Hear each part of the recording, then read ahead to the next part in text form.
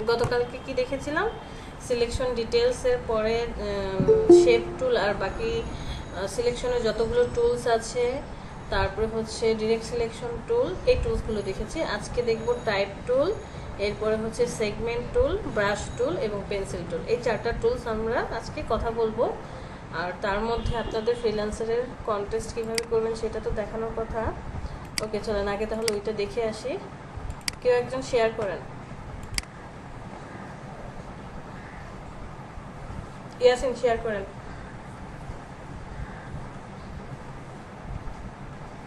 হ্যাঁ, আমি শেয়ার করব।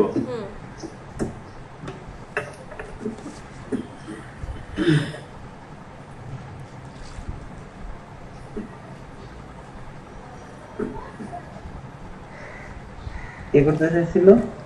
রামেন। ঠিক আছে, আপনি যেহেতু শেয়ার অলরেডি করে আমি ফেলেন। গিয়ে দিচ্ছি, অসুবিধা নেই। ও আচ্ছা, ইয়াসিন শেয়ার না, করেছে। ইয়াসিন ভাই করো, ইয়াসিন ভাই করো। ইয়াসিন ভাই অ্যাকাউন্টে তো মনে হয় অনেক ডলার। ও ভাই, $1386 নিয়ে যান আপনি। আচ্ছা, সবাই একটু দেখি। আমরা ফার্স্টে হচ্ছে ওই ব্রাউজে যাব। ব্রাউজে যাওয়ার পরে দুইটা উপরে কয়টা অপশন দেখা যাচ্ছে? সার্চে তিনটা অপশন, প্রজেক্ট, কন্টেস্ট, ফ্রিল্যান্সার। আমরা ফ্রিল্যান্সারে যাচ্ছি না। প্রজেক্ট মানে হচ্ছে বিড করা। ক্লায়েন্ট কোনো অফার, জব অফার বা প্রজেক্ট দিয়ে দিয়েছে। যেমন আমাদের বাংলাদেশে আমরা যদি সহজ ভাষায় বলি, গভর্নমেন্ট কোনো প্রজেক্ট আসলে তখন কি করে, বিভিন্ন কোম্পানি টেন্ডার জমা দেয়। তো টেন্ডারটা কি আসলে তারা ওই কোটেশন আকারে জমা দেয় যে এই প্রজেক্টটা উঠাতে হলে ওনার কত টাকা খরচ হবে, টোটাল প্রজেক্ট নিয়ে সব কিছু ডিটেলসে একটা ওয়ার্ক অর্ডার তারা জমা দিচ্ছে। এরপরে গভর্নমেন্ট দেখে যে কোনটা তাদের জন্য সাশ্রয়ী, মানে সব কিছু বিবেচনা করার পর এরপরে যে কোনো একটা কোম্পানিকে বা ভেন্ডরকে কাজটা দেয়। ঠিক তেমন আমরাও এখানে কি করি, ক্লায়েন্ট যে প্রজেক্টগুলো দেয় সেখান থেকে আমরা বিড করতে থাকি। আর বিড করার পরে আপনার আমার মতো এরকম অনেক সেলার আছে, ডিজাইনার আছে যারা বিড করবে। সেখান থেকে ক্লায়েন্ট একজন বা দুইজনকেও কি করতে পারে, হায়ার করতে পারে। আর কন্টেস্ট হচ্ছে ক্লায়েন্ট একটা প্রজেক্ট বা একটা জব অফার দিয়ে দিবে, আপনার আমার মতো ডিজাইনাররা কি করবে, ডিজাইন জমা দিতে থাকবে। এখানে কোনো জবাবদিহি করতে হয় না। এখানে কি হয়, অনেকজন ডিজাইন করে জমা দেয়, সেখান থেকে ক্লায়েন্ট যে ডিজাইনটা পছন্দ হয় সেটাকে চুজ করে। বাট প্রজেক্টে হচ্ছে ইন্ডিভিজুয়াল, একজন একজন, মানে ক্লায়েন্ট থাকবে আর আমি থাকবো, অন্য কেউ থাকবে না। অথবা দুইজনকে প্রজেক্ট জমা এই হায়ার করতে পারে ক্লায়েন্ট, সেক্ষেত্রে তার সে কি কাজ করছে সেটাও কিন্তু আমি জানবো না। ক্লিয়ার বিষয়টা? ফার্স্ট আমরা প্রজেক্টে চলে যাই। প্রজেক্ট ওপেন করা।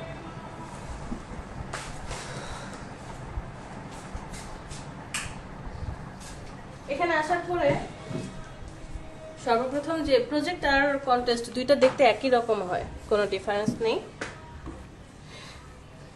ক্লায়েন্ট তার কাজটার জন্য একটা টাইটেল কি করবে, থ্রো করবে। আপনি যেমন আপনার টাইটেল দিয়েছিলেন professional graphic designer, creative designer, আরও বিভিন্ন নামে, এরকম ক্লায়েন্ট কি করবে, ওনার কাজেরও জন্য একটা টাইটেল দিবে, ডেসক্রিপশন দিবে, কত বাজেট আপনাকে পেমেন্ট করবে সেটা দিবে, আর হচ্ছে একটা নির্দিষ্ট টাইম থাকবে, টাইম উল্লেখ করে দিবে।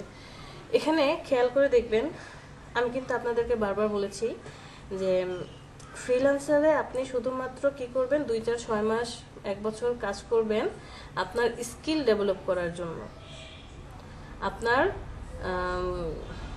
সহ্য শক্তি বা ধৈর্য শক্তি বাড়ানোর জন্য। বিকজ এখানে আসলে আপনি ক্লায়েন্ট কেমন হয়, বায়াররা কেমন হয়, অন্যান্য সেলাররা কেমন হয়, তাদের বিহেভিয়ার, তারপরে হচ্ছে বায়ারের যেই অ্যাটিটিউড, সব কিছু আপনি ধরতে পারবেন। কিছু কিছু ক্লায়েন্ট পাবেন ইন ফিউচারে কাজ করতে গেলে যে তারা ডিটেলস কিছুই বলবে না, আপনাকে খুঁজে খুঁজে বের করতে হবে। কিছু কিছু ক্লায়েন্ট পাবেন খুব সুন্দর করে A to Z কি করবে, একদম ডিটেলস আপনাকে দিয়ে দিবে।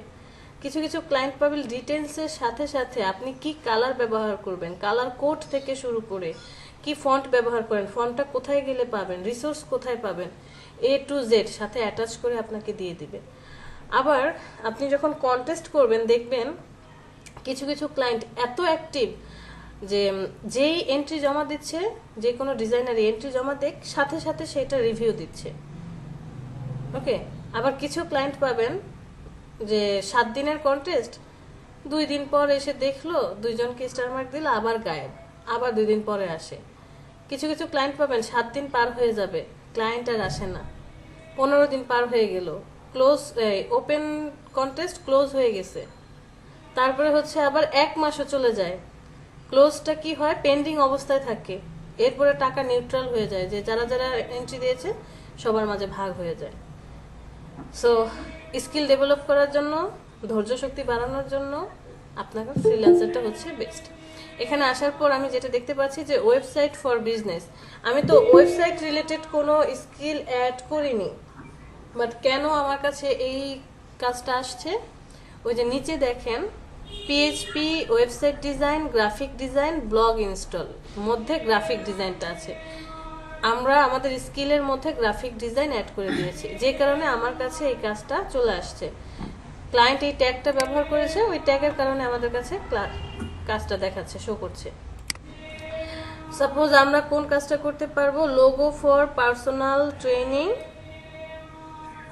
কি লিখছে ল্যান্ডজেট, যাই হোক, সেই কাজটা কি করেছে, একটা প্রজেক্ট থ্রো করেছে, ভিতরে একটু ডিটেলস দেওয়া আছে, ডান পাশে দেখতে পাচ্ছি $37 থেকে $305 পর্যন্ত সে প্রোভাইড করবে, ওনার 5 স্টার 11টা রিভিউ আছে, আর মাত্র 6 মিনিট আগে মাত্র সে কি করেছে, অফারটা সাবমিট মানে পাবলিশ করেছে, সে পাবলিশ করেছে 6 মিনিট আগে। আচ্ছা, এই কাজটা ওপেন, নতুন ট্যাবে ওপেন করেন,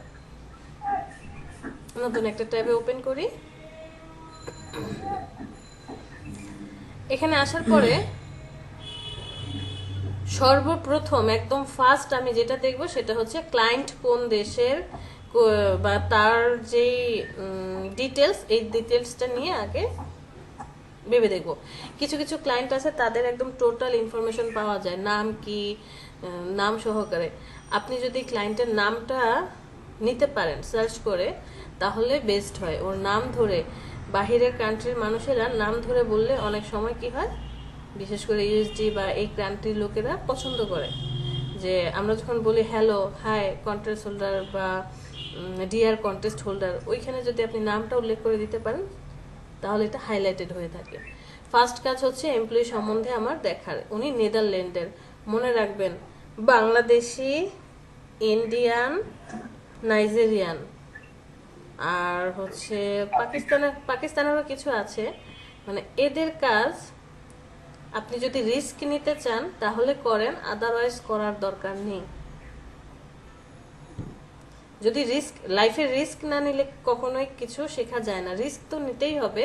যেমন এখন আমরা কাজ করতে পারি, এখন আমি শিখছি, পেমেন্ট নিয়ে আমার টাকা নিয়ে চিন্তা নাই যে পেমেন্ট দিবে কি দিবে না, আপনি শেখার জন্য কাজ করেন, বাট একটু বুঝে শুনে আমরা কি করব, তাদের কাজ করব। সো উনি নেদারল্যান্ডের 11টা কাজ অলরেডি কমপ্লিট করেছে, 11টাই রিভিউ পেয়েছে, 2018 সাল থেকে মেম্বার, তার মানে সে এই রুলসগুলো জানে। ফ্রিল্যান্সার কি, আপনারা ফ্রিল্যান্সারের রুলস পড়ছেন, rules and regulation, terms and condition একটু পড়ে নিয়েন, হ্যাঁ। তারপরে হচ্ছে আইডেন্টিটি ভেরিফাই করে নাই, পেমেন্ট ভেরিফাই করা আছে, ডিপোজিট করা আছে, email address complete, profile complete হয় নাই, কারণ যে আইডেন্টিটি ভেরিফাই করে নাই তো তাই প্রোফাইল কমপ্লিট হয়নি, কন্ট্যাক্ট নাম্বার ভেরিফাই করা, মোটামুটি ট্রাস্টেবল। এবার আসি আমার প্রজেক্টে। প্রজেক্টটা $30 থেকে 250, মানে এখানে ইউরোতে, ও যেহেতু নেদারল্যান্ডের তাই হচ্ছে ইউরোতে দেখাচ্ছে। 6 দিন 23 ঘন্টা বাকি আছে, মানে 7 দিন ধরে এই প্রজেক্টটা ওপেন অবস্থায় থাকবে। একদিনে অলরেডি কতগুলো যেন দেখলাম, 10টা না 12টা কতগুলা পড়ে গেছে বিডিং, তাহলে 7 দিনে কতগুলো পড়বে বুঝে দেখেন। সে সুন্দর একটা ডিটেলস দিয়ে দিয়েছে যে উনি একটা লোগো ডিজাইন করতে চায়, একদম নতুন কনসেপ্টে, কোম্পানির নাম দিয়ে দিছে, সে কি বিজনেস করে ওইটাও দিল, স্টাইল বলে দিছে যে আপনি কি স্টাইলে করবেন, রাফ র বিজনেস টাইপের সে স্টাইল, কালার্স কি কি কালার সে পছন্দ করে, আর সে কোথায় কোথায় ব্যবহার করবে সেটাও আপনাকে বলে দিয়েছে। লাস্টে একটা কথা বলছে যে please design A couple of options where we can choose from, মানে এই যে সে বিভিন্ন জায়গায় ব্যবহার করবে, এই বিভিন্ন জায়গায় ব্যবহার করার জন্য আপনাকে কি করতে হবে, প্রত্যেকটা অপশনের জন্য ডিজাইন করে দিতে হবে। সাপোজ ওয়েবসাইটের জন্য একরকম সাইজ হয়, ফেসবুক পোস্টের জন্য একরকম সাইজ হয়, তারপরে সোশ্যাল মিডিয়ার যে ইনস্টাগ্রামের জন্য আরেক রকম সাইজ, ইউটিউবের জন্য একরকম সাইজ, এই সব কিছু আপনাকে কি করতে হবে, ডিজাইন করে দিতে হবে। স্ক্রল করে একটু নিচে আসি হালকা। এখন হচ্ছে আমার কাজ, আপনি এখানে এডিট করে দিতে পারবেন যে আপনি কত অ্যামাউন্ট হলে এই কাজটা করবেন, সেই অ্যামাউন্টটা এখানে বসাবেন। বিড অ্যামাউন্টে কত দিনের মধ্যে আপনি ওনার এই কাজটা কমপ্লিট করে দিতে পারবেন, সে সময় দিয়েছে, তার প্রজেক্ট আর কি সাবমিট ওপেন থাকবে 7 দিন। ওইটা যদি আপনি মাথায় ধরেন তা কিন্তু না, ওই 7 দিন না, এইটার বোঝাচ্ছে যে আমি কতদিনে তার এই লোগোটা ডিজাইন করে দিতে পারবো, 2 দিন 3 দিন, আপনার যতদিন সময় লাগে। আর একটু স্ক্রল করে দেখি, হ্যাঁ মানে আপনার কাজ সম্বন্ধে এখানে কি করতে হবে, ডিসক্রাইব করতে হবে যে আপনি যদি এই কাজটা করেন মাইলস্টোন কোনো পেমেন্ট চান কিনা, যে এক্সট্রা কোনো কিছু, সাপোজ সে আপনাকে দিয়ে পরবর্তীতে যদি এডিট করায় তার জন্য কোনো চার্জ করবেন কিনা, বা পরবর্তীতে যদি বলে যে এটা হয়তো বা আমার পছন্দ হয়নি, বা আপনাকে সে করলো না, হায়ার করলো না, ইন ফিউচারে যদি কখনো হায়ার করতে চায় আপনি কি করতে পারবেন, অ্যাড করে দিতে পারবেন। আপনার প্রপোজাল সম্পর্কে একটা ডেসক্রিপশন লিখতে হবে, ডিসক্রাইব ইউর প্রপোজাল। এখন এখানে আমরা কিভাবে ডিসক্রাইব করি, ফার্স্ট অফ অল সবসময় মনে রাখবো ক্লায়েন্ট বা কাস্টমার ইজ অলওয়েজ রাইট। সে যদি ভুলও বলে, সে যদি খারাপও হয়, তারপরেও সে সবসময় রাইট পারসন। সবসময় আমরা তাকে হাইলাইট করব, বাংলা কথায় তেল মারবো, বাট এত বেশি তেল মারতে যায় না, বুঝে ফেললে তো ঝামেলা। আমরা তাকে এইভাবে হাইলাইট করে কথা বলবো যে ডিয়ার প্রজেক্ট হোল্ডার, এখানে যেহেতু সে প্রজেক্ট থ্রো করেছে, সে প্রজেক্ট হোল্ডার, যে তুমি যেই প্রজেক্টটা দিয়েছো খুব সুন্দর করে, তোমার প্রজেক্টটা আমি সম্পূর্ণ রিসার্চ করলাম, তুমি খুব সুন্দর করে গুছিয়ে লিখেছো, যেটা আমার জন্য হেল্পফুল হয়েছে, এবং আমি কনফিডেন্ট যে তোমার এই কাজটা আমি করে দিতে পারবো রিজনেবল প্রাইসের মধ্যে বা এই প্রাইসের মধ্যে। আর আমি তোমার সাথে লং টার্মে কাজ করতে চাই। আমি আশাবাদী যে তুমি যে জিনিসটা চাচ্ছ পারফেক্ট জিনিসটা আমি দিতে পারবো। আমার কাজের কিছু স্যাম্পল দেখে আসতে পারো। আপনি এখানে কি করবেন, আপনার যে পোর্টফোলিও লিঙ্কটা আছে সেই লিঙ্কটা এখানে দিয়ে দিবেন, অথবা আপনার কাজের কোনো স্যাম্পল থাকলে সেটাও প্রোভাইড করতে পারেন। যে আমার ওই যে আমরা দেখেছিলাম না আমাদের প্রোফাইলে যে পোর্টফোলিও একটা একটা করে অ্যাড করা যায়, নূর যেই করলো 21শে ফেব্রুয়ারির একটা ব্যানার অ্যাড করলো, আপনি আপনার প্রোফাইলের লিঙ্কটাও এখানে দিয়ে দিতে পারেন। এরপরে হচ্ছে যে আশা করি তুমি আমার সাথে কাজ করবে, প্লিজ আমাকে সরাসরি নক করো, আমি তোমাকে অল কাইন্ডস অফ রিসোর্স দিয়ে দিব, বা যে যে রিসোর্স আপনি দিতে চান সেগুলো উল্লেখ করে দিলেন। এরপরে ক্লোজিং করলেন, ক্লোজিং এর পরে নিচে আসেন, এখানে 3টা অপশন দেখতে পাচ্ছি। 3টা অপশনের হচ্ছে যে আপনি যদি কোনো স্পন্সর অ্যাড করতে চান তাহলে এখানে অ্যাড করতে পারবেন, বাট সেক্ষেত্রে আপনার থেকে প্রায় $5 মতো কি করবে, কেটে ফেলবে। আপনি সিল করে দিতে পারেন, মানে আপনি যে জিনিসগুলো বিড করেছেন, আপনি যে বিড করছেন এটা কেউ কি পাবে না, দেখতে পারবে না। শুধুমাত্র আপনার যে ক্লায়েন্ট আছে, এই বায়ার আছে, এই বায়ার ছাড়া আর কেউ কি পারবে না, দেখতে পারবে না, আপনার কাজ কি করতে পারবে না, নকল করতে পারবে না, কোনো কিছুই পারবে না। আর হাইলাইট মানে হচ্ছে এই যে যতগুলো বিট পড়বে, সাপোজ আপনি আমি এখন 14 জন আছি, এই 14 জন ফ্রিল্যান্সার কি করলাম, বিট করলাম। 14 জনেরটা যখন বিট হচ্ছে, জমা হচ্ছে, আমি ধরেন 13 নম্বরে আছি, তাহলে আমারটা কি 12 জনের পরে থাকবে না? আমি যদি হাইলাইট করে দেই $1 খরচ করে, তাহলে আমারটা সবার উপরে আসবে। যারা যারা এরকম হাইলাইট করে দিবে সময় অনুযায়ী তাদেরটা আগে চলে যাবে, যে আগে হাইলাইট করবে তারটা আগে যাবে। কাজ শেষ হলে আপনি প্লেস বিট করে দেন। প্লেস বিট করার পরে ওই যে 7 দিন, এখন ক্লায়েন্ট চাইলে কি করতে পারে, 7 দিনের আগেই ক্লোজ করে দিতে পারে, আপনাকে হায়ার করে নিতে পারে।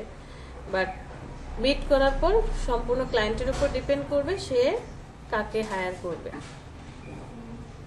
ঠিক আছে, আপনার ছয়টাই বিট করে ফেলছেন?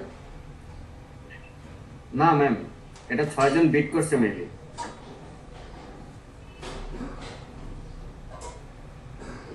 না, এটা তো আপনারটা শো করছে। আমারটা?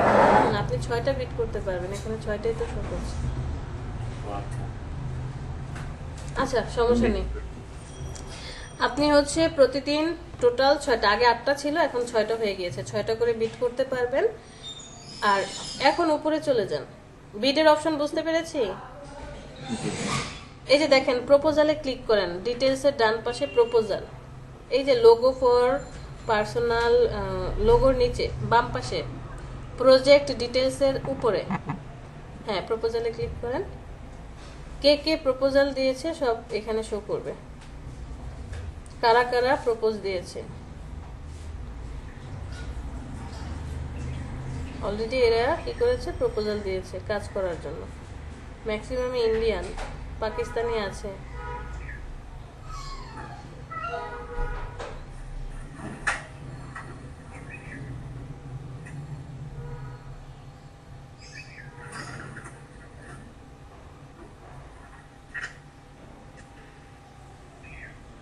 ঠিক আছে, আর আপনি যদি ওই যে কি করে সিল করে দেন তাহলে এখানে দেখা, মানে উনি কত টাকা দিয়েছে কিভাবে কি কিচ্ছু দেখতে পাবেন না। এই যে সে সিল করে দিছে, কত অ্যামাউন্ট দিয়েছে কিভাবে কি আমি কিছুই দেখতে পাচ্ছি না। ম্যাম, সিল করার পর টাকা কি আগে কাটবে না পরে কাটছে ইয়ার পরে থাকবে? এটা তো তাহলে তো এখন অ্যাকাউন্টে টাকা থাকতে হবে। আমার অ্যাকাউন্টে তো কোনো টাকা নাই, জিরো। তাহলে সে আমার থেকে টাকা নিবে কিভাবে? মাইনাস হয়ে থাকবে, মাইনাস কত অ্যামাউন্ট পর্যন্ত যেন ই করে, $5 না কত ডলার পর্যন্ত মাইনাসে রাখা যায়, না 10-15 মনে হয়। এই বুঝতে পেরেছি। এবার চলে যান হচ্ছে কন্টেস্টে।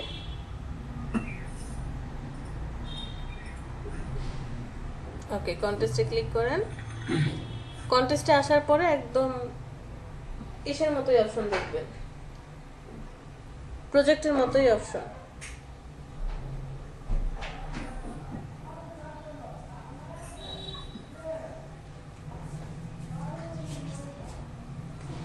দেখেন একদম প্রজেক্টের মতো অপশন, বাট এখানে আরো মজার একটা জিনিস আছে, এক্সট্রা একটা জিনিস আছে, গ্রান্টেড আর আর্জেন্ট লেখা। আবার আরেকটাতে দেখা যায় গ্রান্টেড আর্জেন্ট প্রাইভেট লেখা।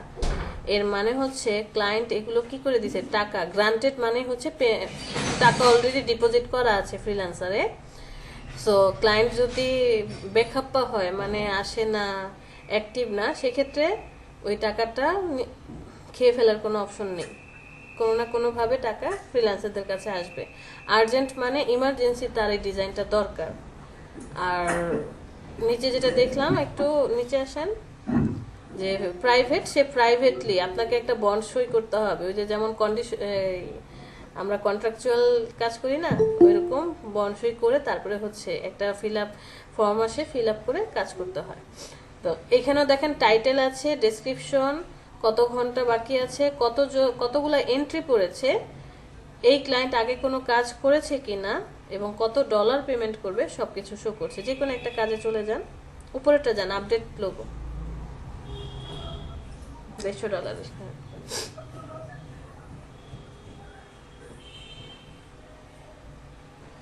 ওকে, এখানে আসার পর একটু স্ক্রল করে উপরে উঠি, সেম আমার ফার্স্ট আগের মতো দেখবো যে ক্লায়েন্ট কোন দেশের কিভাবে কি, স্ক্রল করে উপরে উঠতে বলছি, নিচে আসতে বলি নাই।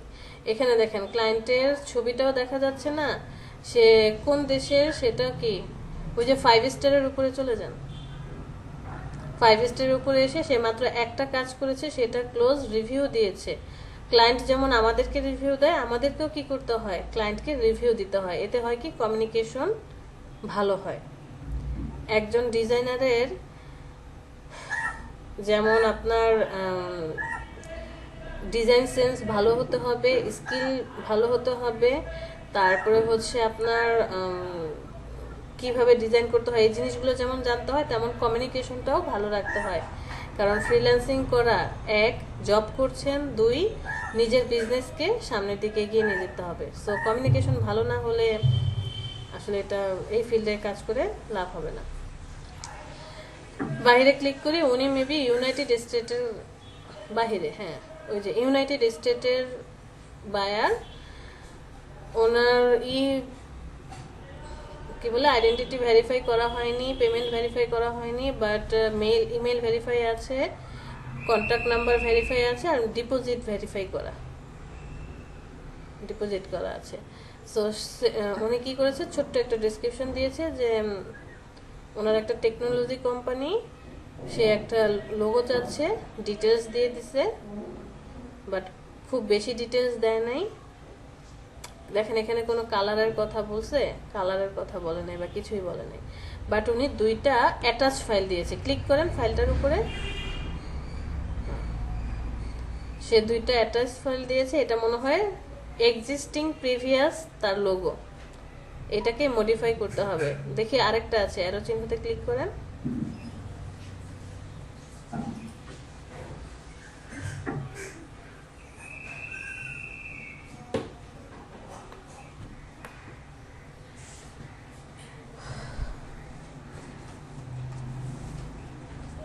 স্ক্রল করেন একটু নিচে নামেন। আচ্ছা, ইগল সহকারে লোগো, এটা হচ্ছে তার এক্সিস্টিং লোগো গুলা, দুইটার ছবি দিয়ে দিছে। এটাকে সে মডিফাই করতে চাচ্ছে বা এরকম কিছু একটা সে চাচ্ছে তার কোম্পানির জন্য। ওকে, ক্রস করে কেটে দেন। তো এই কাজটাই যদি আমি করতে যাই, আমি এই কাজটা করব, তাহলে একদম উপরে দেখেন ডান পাশে ব্লু কালারে লেখা আছে সাবমিট মাই এন্ট্রি, এর আগে লেখা আছে I will submit an entry letter. যদি আপনি এখানে ক্লিক করেন তার মানে একটা ছবি ভেসে থাকবে যে এইটাতে আপনি কাজ করছেন, পরে সাবমিট করবেন। আর আমরা এখন সাবমিট মাই এন্ট্রি এখানে ক্লিক করব। ওকে, এখানে ক্লিক করার পর আপনার এই এন্ট্রির একটা টাইটেল দিতে হবে। ফার্স্টে দেখেন উনি কি টাইটেল দিয়েছে, বায়ার কি টাইটেল দিয়েছিল, আপডেটেড লোগো। এটা লিখলে তো হবে না, আমাদের টাইটেলটা কি হবে, আপনি এইভাবে লিখবেন যে কোম্পানি থাকবে, কোম্পানির কোনো নাম বা হাইলাইটেড কোনো কিছু থাকলে সেখানে আপনি উল্লেখ করে দিবেন যে যেমন আপডেটেড লোগো ডিজাইন ফর কি ওই কোম্পানিটা, কোম্পানির নামটা দিয়ে দিলেন।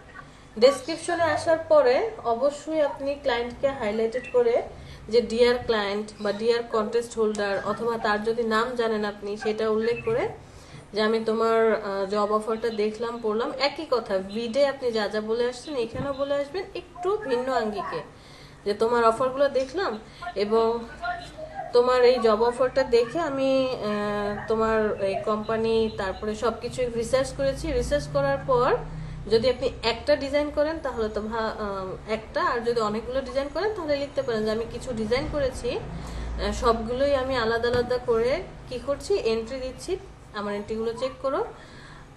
আমি আশা করি বা আমি 100% ক্লিয়ার যে তুমি এই ডিজাইনগুলো পছন্দ করবা যেটা তোমার কোম্পানির জন্য যায়। এখন আপনি কেন এই ডিজাইনগুলো করেছেন, কালার কেন এই কালারটা ব্যবহার করেছেন, সাপোজ আপনি 3টা স্ট্রেট লাইন দিয়ে ইগলের জায়গায় যে ইগল পাখির নিচে 3টা স্ট্রেট লাইন দিয়েছেন, কেন এই লাইনগুলো ব্যবহার করেছেন, ওই প্রত্যেকটা লোগো বা ডিজাইনেরই এক একটা কি থাকে, মিনিং থাকে। আপনি ডিটেলস মিনিংটা লিখবেন যে আমি এখানে এই ধরেন একটা ফুল স্টপ ব্যবহার করেছেন, একটা ডটটা ব্যবহার করেছি এইটা বোঝানোর জন্য, একটা অ্যারো চিহ্ন ব্যবহার করেছেন আপ উপরের দিকে, সেটা বললেন যে তোমার কোম্পানিটা উপরের দিকে আপগ্রেড হবে বা ইন ফিউচারে অনেক ভালো একটা পজিশনে চলে যাবে। তো এই জিনিসটা বুঝিয়েছে, যেহেতু তার ট্রান্সপোর্ট ওইরকম কোনো আইকন ব্যবহার করলেন।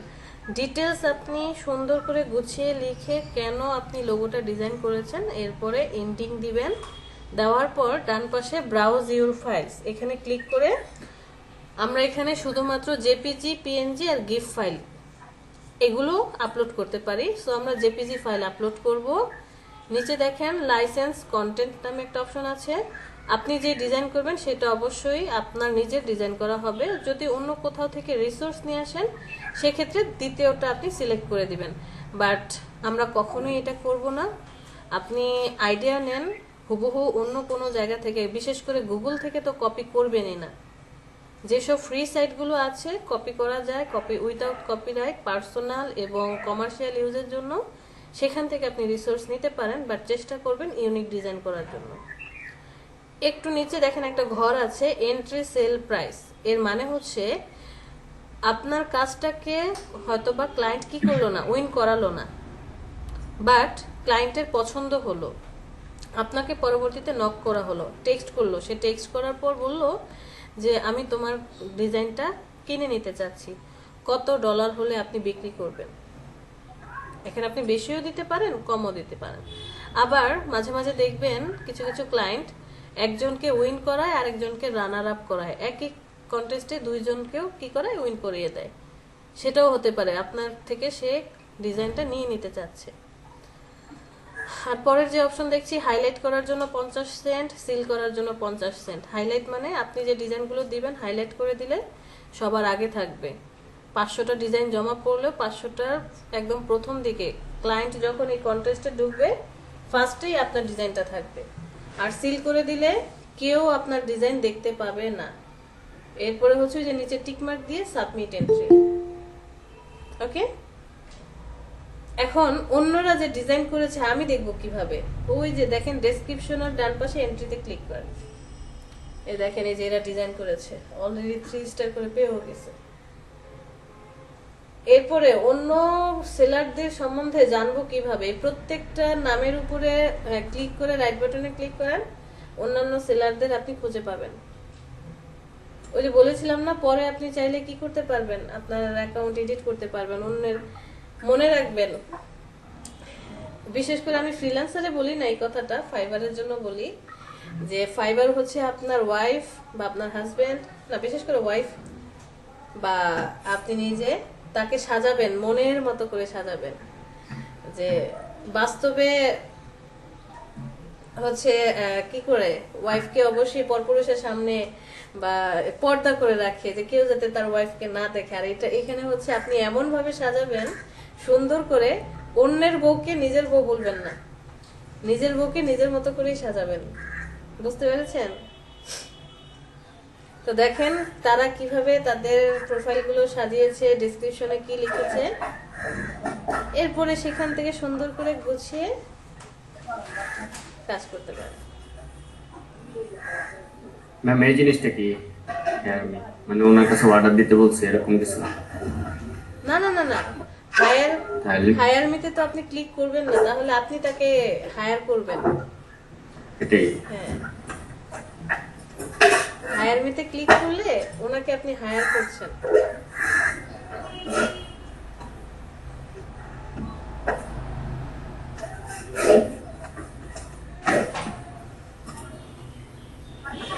আচ্ছা ম্যাম, এটা ওই যে প্রাইভেটের জন্য কিরকম ফর্ম পূরণ করতে হয়, যে বংশের কথা না বললেন? না, ওটা আসে নাই, উনি দেয় নাই সেটা। কিছু কিছু ক্ষেত্রে আসবে, ওটাই আগে আসবে নাকি? হ্যাঁ ওই পেজটাই আগে আসবে। ওখানে হচ্ছে আপনার নাম, তারপরে হচ্ছে আপনার এই একটা লেখা থাকে যে আপনি ভিতরের কোনো ইনফরমেশন ডিসক্লোজ করবেন না কারোর সাথে, এইগুলাই লেখা থাকে। এগ্রিতে ক্লিক করে পরে ভিতরে যেতে হয়। এখানে আরেকটা জিনিস আছে, কন্টেস্ট। এই কন্টেস্টটা কিসের?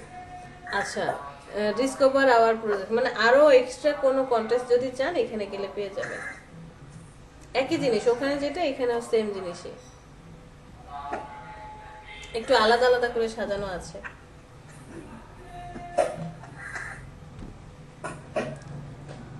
ঠিক আছে, জি। আর কোনো কথা আছে কারো? ম্যাম এখানে আরেকটা কথা হচ্ছে যে এখানে তো অনেকগুলো নিচে আছে, ঠিক আছে, আমরা কি সবগুলোই করতে পারবো? মানে হচ্ছে প্রিভিয়াস তো দেখা যায় যে এমনও আছে যে 1 মাস ধরে ওপেন করে রাখছে, ঠিক আছে, ওগুলোতে আমরা কোন থেকে কোন পর্যন্ত, মানে যে এখানে কতজন এন্ট্রি হওয়ার পরে আমরা করবো না? আচ্ছা, এটা হচ্ছে সব সময় চেষ্টা করবেন যে প্রথম দিকে এন্ট্রি দেওয়ার জন্য। ধরেন 100-200 পড়ে গেছে, সেক্ষেত্রে আপনি এন্ট্রি দিতে পারেন, বাট 1000টা এন্ট্রি পড়ে গেছে, এরপরে আর এন্ট্রি দিতে যায় না। এরপরে এন্ট্রি দিলে আসলে ক্লায়েন্ট আসলে কখনো দেখবেন না, আমার মনে হয় না দেখে তারা। বাট আপনি কখন এন্ট্রি দিবেন ধরেন 2000 এন্ট্রি পড়ে গেছে, এরপরে দেখবেন অনেকে এন্ট্রি দেয়। কেন দেয়? যদি সেই ক্লায়েন্ট অ্যাক্টিভ হয়। ক্লায়েন্টটা যদি অ্যাক্টিভ হয়, যে প্রত্যেকটা এন্ট্রির সাথে সাথে সে কি করছে, আপনি তো ঘুরে ঘুরে দেখবেন। আমি মিউট করে দিয়েছি, ওই সারাউন্ডিং শব্দ হচ্ছিল তো এই জন্য আপনাকে মিউট করে দিয়েছি। দেখবেন যে প্রত্যেকটা এন্ট্রিতেই সে কিছু না কিছু হয় 1 স্টার 2 স্টার বা রিজেক্ট, মানে সে অ্যাক্টিভ, কমেন্ট আছে। আপনাকে বুঝতে হবে, ঘুরে ঘুরে দেখতে হবে যে ক্লায়েন্ট কি অ্যাক্টিভ কিনা। যদি অ্যাক্টিভ হয় তাহলে, যদি 2000 এন্ট্রি হয়ে যায় আপনি সেখানে এন্ট্রি দেন, কোনো সমস্যা হবে না, অ্যাটলিস্ট আপনার ডিজাইনটা দেখবে। বাট যদি দেখেন যে না, ক্লায়েন্ট অতটা অ্যাক্টিভ না, তাহলে চেষ্টা করবেন 1 থেকে 500 মধ্যে এন্ট্রি দেওয়ার জন্য। আর একসাথে আপনি কি করবেন, অনেকগুলো ডিজাইন করে মিনিমাম 2টা 4টা করে এন্ট্রি দিবেন কিছুক্ষণ পর পর। সাপোজ 100-র মধ্যে আপনার 4টে এন্ট্রি আছে, ডিজাইন আছে, আবার 200 হওয়ার মধ্যে সেখানেও 2টা এন্ট্রি আছে। আর ভিতরে চলে যান, যে কোনো একটা, জাস্ট ভিতরে চলে যান, হ্যাঁ ক্লিক করেন, একটু স্ক্রল করে নিচে চলে আসেন। আসে না কেন? ওকে, স্ক্রল করে নিচে এন্ট্রিতে চলে যান, এন্ট্রিতে গিয়ে স্ক্রল করে নিচে যান, স্ক্রল নিচে যান, নিচে আরো, এই যে দেখেন এইখানে কমেন্টের অপশন থাকে। যতক্ষণ এইটা কি বলে, কন্টেস্টটা কি থাকবে, ওপেন অবস্থায় থাকবে। ওপেন বলতে যে কিছু কিছু ক্লায়েন্ট বললাম না, ক্লোজ হয়ে যায়, পেন্ডিং অবস্থায় থাকে, আসেই না। আপনি কি করবেন, এখানে কমেন্ট করতে থাকবেন যে আপনার এন্ট্রিগুলো চেক করার জন্য।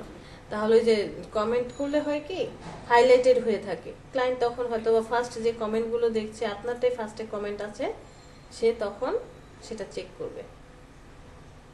আবারও বলছি, কোনো কপি করা যাবে না, কোনো ডিজাইন কোথাও থেকে কপি করা যাবে না, তাহলে কিন্তু করে দিবে, ব্যান করে দিবে।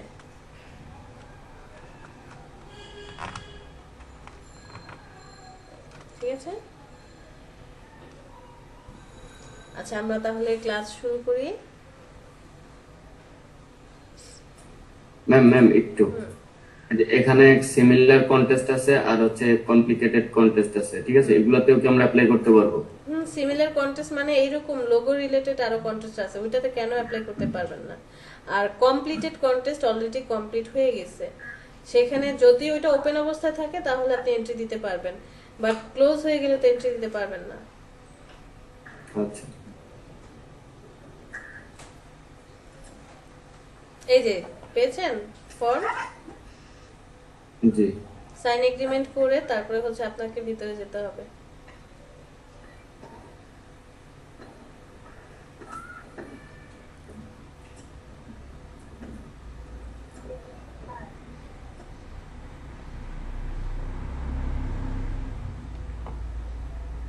শেয়ার অফ করেন।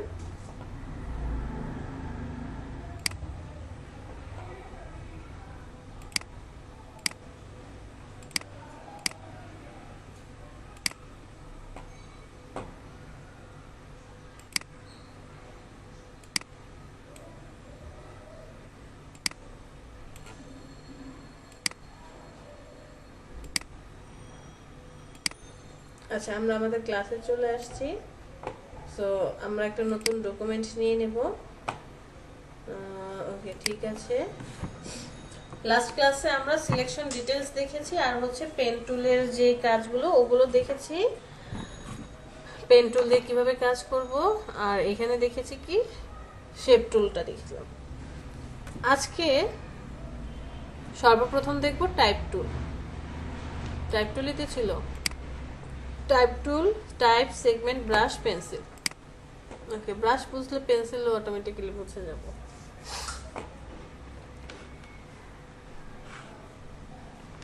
টাইপ টুলে আসার পর আমরা ফটোশপে কতগুলো টাইপ টুল দেখেছিলাম? মাত্র 4টা। হরিজন্টাল টাইপ টুল, ভার্টিক্যাল টাইপ টুল, হরিজন্টাল মাস্ক টাইপ টুল, ভার্টিক্যাল মাস্ক টাইপ টুল। এখানে মাস্ক টাস্ক কিচ্ছু নাই, কারণ ওই যে এই পাথের কোনো কাজ নাই এখানে। সো এখানে, ওখানে যে হরিজন্টাল টাইপ টুলটা দেখেছিলেন, এখানে টাইপ টুল নামে সে পরিচিত, শুধু টাইপ টুল নামে পরিচিত। এক্সট্রা আরো কিছু টুলস আছে একটা একটা করে সব দেখবো। আমরা ফার্স্টে টাইপ টুলটাতে চলে যাই। অ্যাজ ইট ইজ ফটোশপে আপনি যেভাবে কাজ করে আসছেন ঠিক সেভাবেই কোনো কিছু লিখতে চাচ্ছেন সব কিছুই আপনি কি করতে পারবেন, এখানে লিখতে পারবেন, কাজ করতে পারবেন।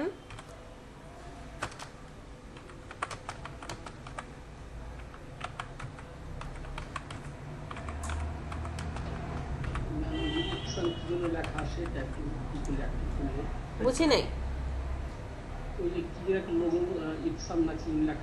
হ্যাঁ আসলো তো, কি হয়েছে? না কোনো কোম্পানি না, এটা হচ্ছে ফ্রি ডেমো টেক্সট। মানে যখন ক্লায়েন্ট আপনার কাছে কোনো ডিজাইন চাবে, বলবে যে তুমি একটা ডেমো ডিজাইন করে দাও, তো ডেমো ডিজাইন করতে গেলে তো এমন হতে পারে, সাপোজ আপনার টেবিলের সামনে বা আপনি এখন যেখানে বসে আছেন আপনার আশেপাশে ধরে নিলাম যে হেক্সি জলের বোতলটা আছে হাত জীবাণুমুক্ত করার জন্য, বা হ্যান্ড স্যানিটাইজার একটা কোনো বোতল আছে, ওটার মধ্যে দেখেন একটা নাম আছে যে ধরেন স্যাভলনের, এরপরে এখানে কি কি ব্যবহার করা হয়েছে একটু ডিটেলস লেখা আছে। এখন আমাকে ডেমো ডিজাইন দিতে বললো, তো ওই ডেমো লেখাগুলো কোথায় পাওয়া যায়? গুগলে গিয়ে লিখে সার্চ দিলেই হয় লরেম ইপসাম। আপনি গুগলে গিয়ে সার্চ দিবেন লরেম ইপসাম টেক্সট, প্রথমটাই চলে যাই। এই যে টেক্সটগুলো দেখছেন এগুলো হচ্ছে ফ্রি, আপনি আপনার ডিজাইনে এই টেক্সট ব্যবহার করতে পারবেন। এর জন্য কি হবে না, কোনো কপিরাইট হবে না, টেক্সটও কিন্তু কপিরাইট হয়। এই টেক্সটগুলো আপনি ফ্রিতে ব্যবহার করতে পারবেন। এখন যারা আমাদের মধ্যে যদি কেউ CS6 ব্যবহার করে থাকি তারা বিষয়টা জানবে যে আপডেট সফটওয়্যারে অটোমেটিক্যালি কি করা হয়েছে, অ্যাডোবি কি করেছে, এই ডেমো টেক্সটটাকে অ্যাড করে দিয়েছে। কষ্ট করে আর আমাদের কি করতে হয় না, কপি করতে হয় না, ডেমো টেক্সট পেয়ে যাই এখানেই। সেটাই হচ্ছে লরেম ইপসাম। সো আমি একটা টেক্সট লিখলাম, লেখার পরে ফটোশপে কি করতে হতো, হয় এটাকে সিলেকশন করতে হতো, এভাবে সিলেক্ট করে মডিফাই করতে হতো যে ফন্ট চেঞ্জ করার জন্য, পিটি চেঞ্জ করার জন্য, অথবা ওই যে লেয়ারের উপরে ডাবল ক্লিক করে কাজ করতে হতো। তো এইখানে যদি এমন না হয় যে আপনি সিঙ্গেল সিঙ্গেল কোনো কিছুকে চেঞ্জ করবেন, তাহলে লেখা শেষ হলে চলে আসেন সিলেকশন টুলে। সিলেকশন টুলে চলে আসার পর আপনি এখনো কি করতে পারবেন, মডিফাই করতে পারবেন। এই যে দেখেন উপরে ক্যারেক্টার প্যানেল, স্টাইল, পিটি সব শো করছে। ফটোশপে Ctrl+T দিলে কি আসতো, ট্রান্সফর্ম অপশন চলে আসতো Ctrl+T তে, বাট ইলাস্ট্রেটরে যখন আপনি Ctrl+T দিবেন সাথে সাথে ক্যারেক্টার প্যানেল চলে আসবে। কি আসছে, ক্যারেক্টার প্যানেল চলে আসলো। আমি আমার টেক্সটটাকে জাস্ট সিলেক্ট করব, সিলেক্ট করার পরে এটা কোন ফন্টে নিতে চাই, এই যে এখান থেকে ফন্ট চেঞ্জ করে দিতে পারবো। আমার যেই ফন্টগুলো পছন্দের সেই ফন্টগুলো আমরা এখান থেকে চুজ করে দিতে পারবো। ওকে, ফন্টের যদি স্টাইল চেঞ্জ করতে চাই, কিছু কিছু ফন্টের একটা স্টাইলই থাকে রেগুলার, কিছু কিছু ফন্ট শুধু বোল্ড, কারো কারো রেগুলার বোল্ড, মানে অনেকগুলো স্টাইল থাকতে পারে। আপনি আপনার পছন্দের স্টাইল যদি চেঞ্জ করতে চান এখান থেকে কি করবেন, স্টাইলটা চেঞ্জ করে নিতে পারেন। পিটি চেঞ্জ করতে চাইলে এখান থেকে পিটি চেঞ্জ করবেন। তারপরে তো এই যে অপশনটা জানি যে একসাথে পরপর দুইটা টেক্সট আছে, এগুলো নিয়ে কি কথা বলার দরকার আছে? না ম্যাম, এটা তো আগেই সব তো ফটোশপে দেখে আসছে একদম সব, যে একটা টেক্সট থেকে আরেকটা টেক্সট। তারপরে জাস্ট এক নজর একটু বলে দিয়ে যায়,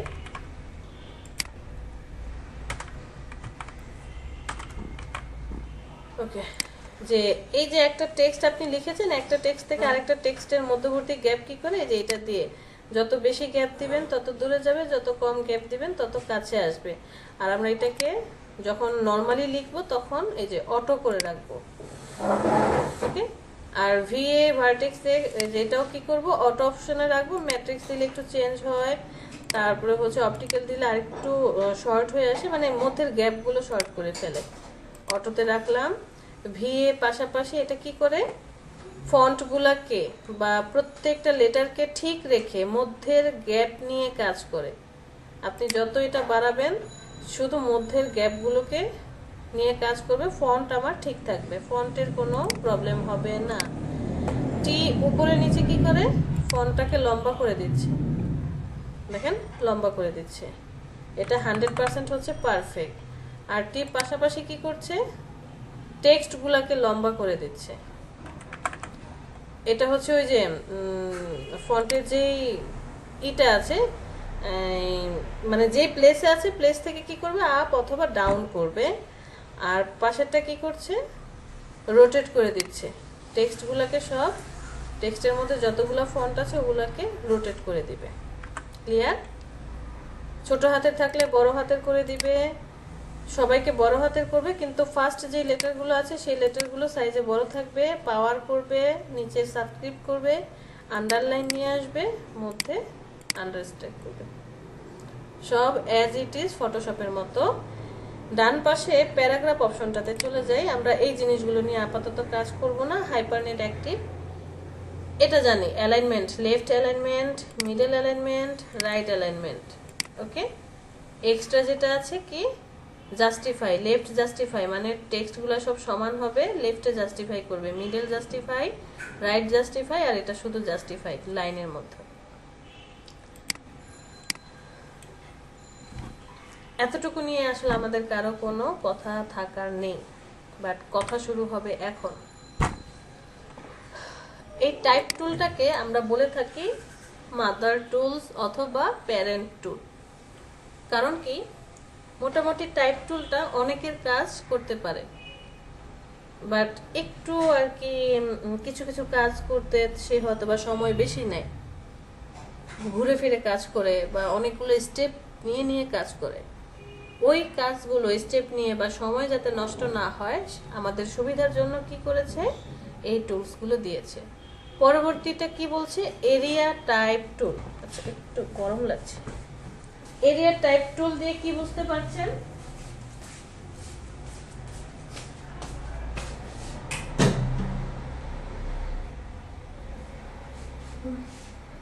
এরিয়া টাইপ টুল নাম দেখে কি বুঝেন? এরিয়া তো কোনো স্থান, নির্দিষ্ট স্থান। ম্যাম কনেক্টেড শেপ নেওয়ার পর শেপের পাশ দিয়ে আর কি টাইপ করা। রাইট, মানে একটা নির্দিষ্ট জায়গা আপনি দেখিয়ে দিবেন, সেই নির্দিষ্ট জায়গায় কি করবেন, লিখবেন। সাপোজ আমরা একটু আগে লরেম ইপসামে গেলাম না, ধরেন আমি একটা কিছু টেক্সট লিখি,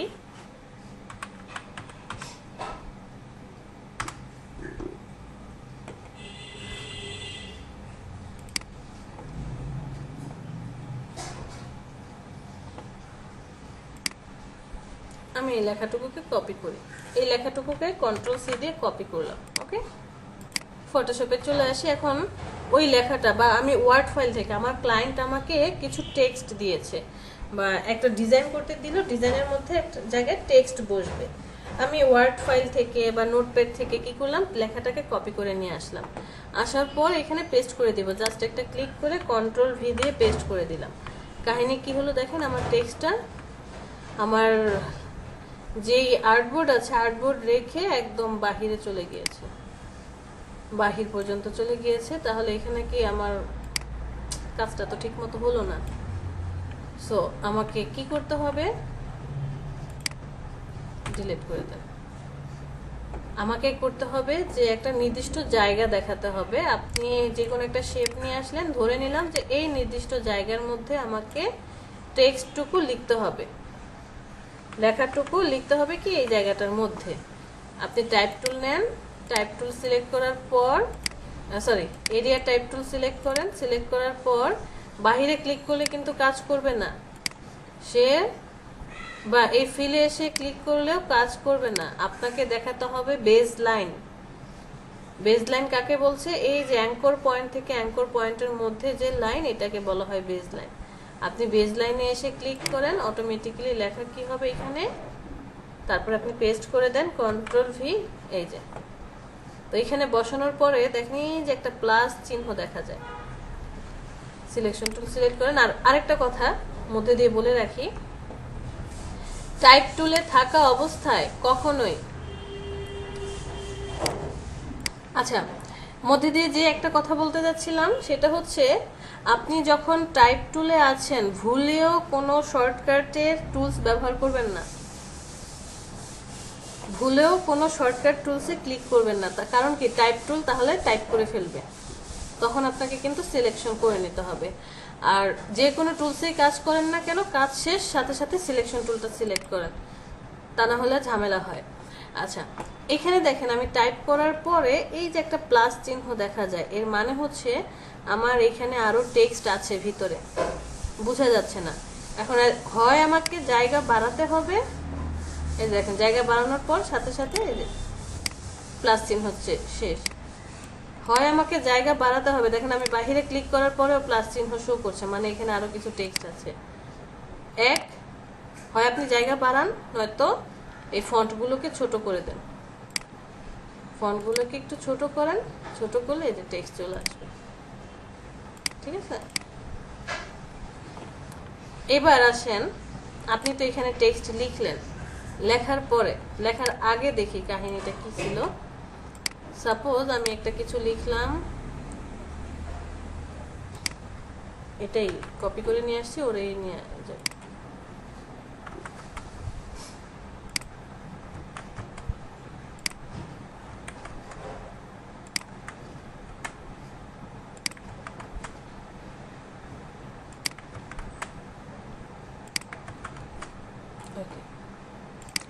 আমি এই টেক্সটটাকে চাচ্ছি কি, যে এই যে দেখেন লেফট সাইডে বাম পাশে কি সুন্দর একদম সমান, ডান পাশেও এরকম সমান করতে চাচ্ছি।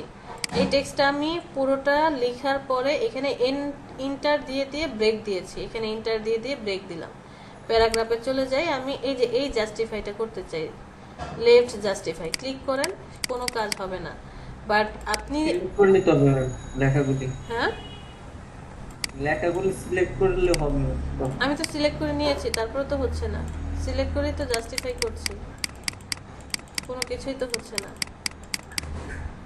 কারণ আমি এখানে প্রত্যেকটা লাইন ব্রেক দিয়ে দিয়ে ইন্টার দিয়ে ব্রেক দিয়েছি, বাট এই যে এইটা কি করেছি, একটা নির্দিষ্ট জায়গার ভিতরে দেখালাম, নির্দিষ্ট জায়গার ভিতর দেখানোর পর এখন আপনি দেখেন জাস্টিফাই করেন, সে অটোমেটিক্যালি কি করবে, টেক্সটগুলোকে জাস্টিফাই করে নেবে অটোমেটিক্যালি।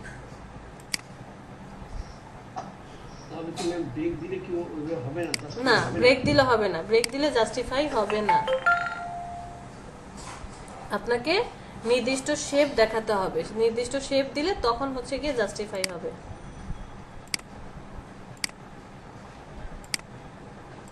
তখন প্রত্যেকটা কাজ করবে, কিন্তু এখানে কাজ করবে না, এখানে শুধুমাত্র ফার্স্টের তিনটা কাজ করবে, left alignment, middle alignment, right alignment, আর একটাও কাজ করবে না। ক্লিয়ার?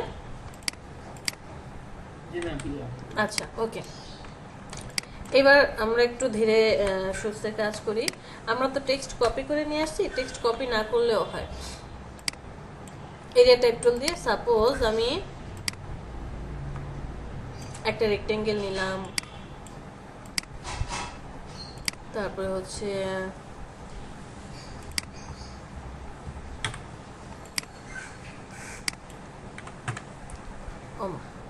কি সমস্যা,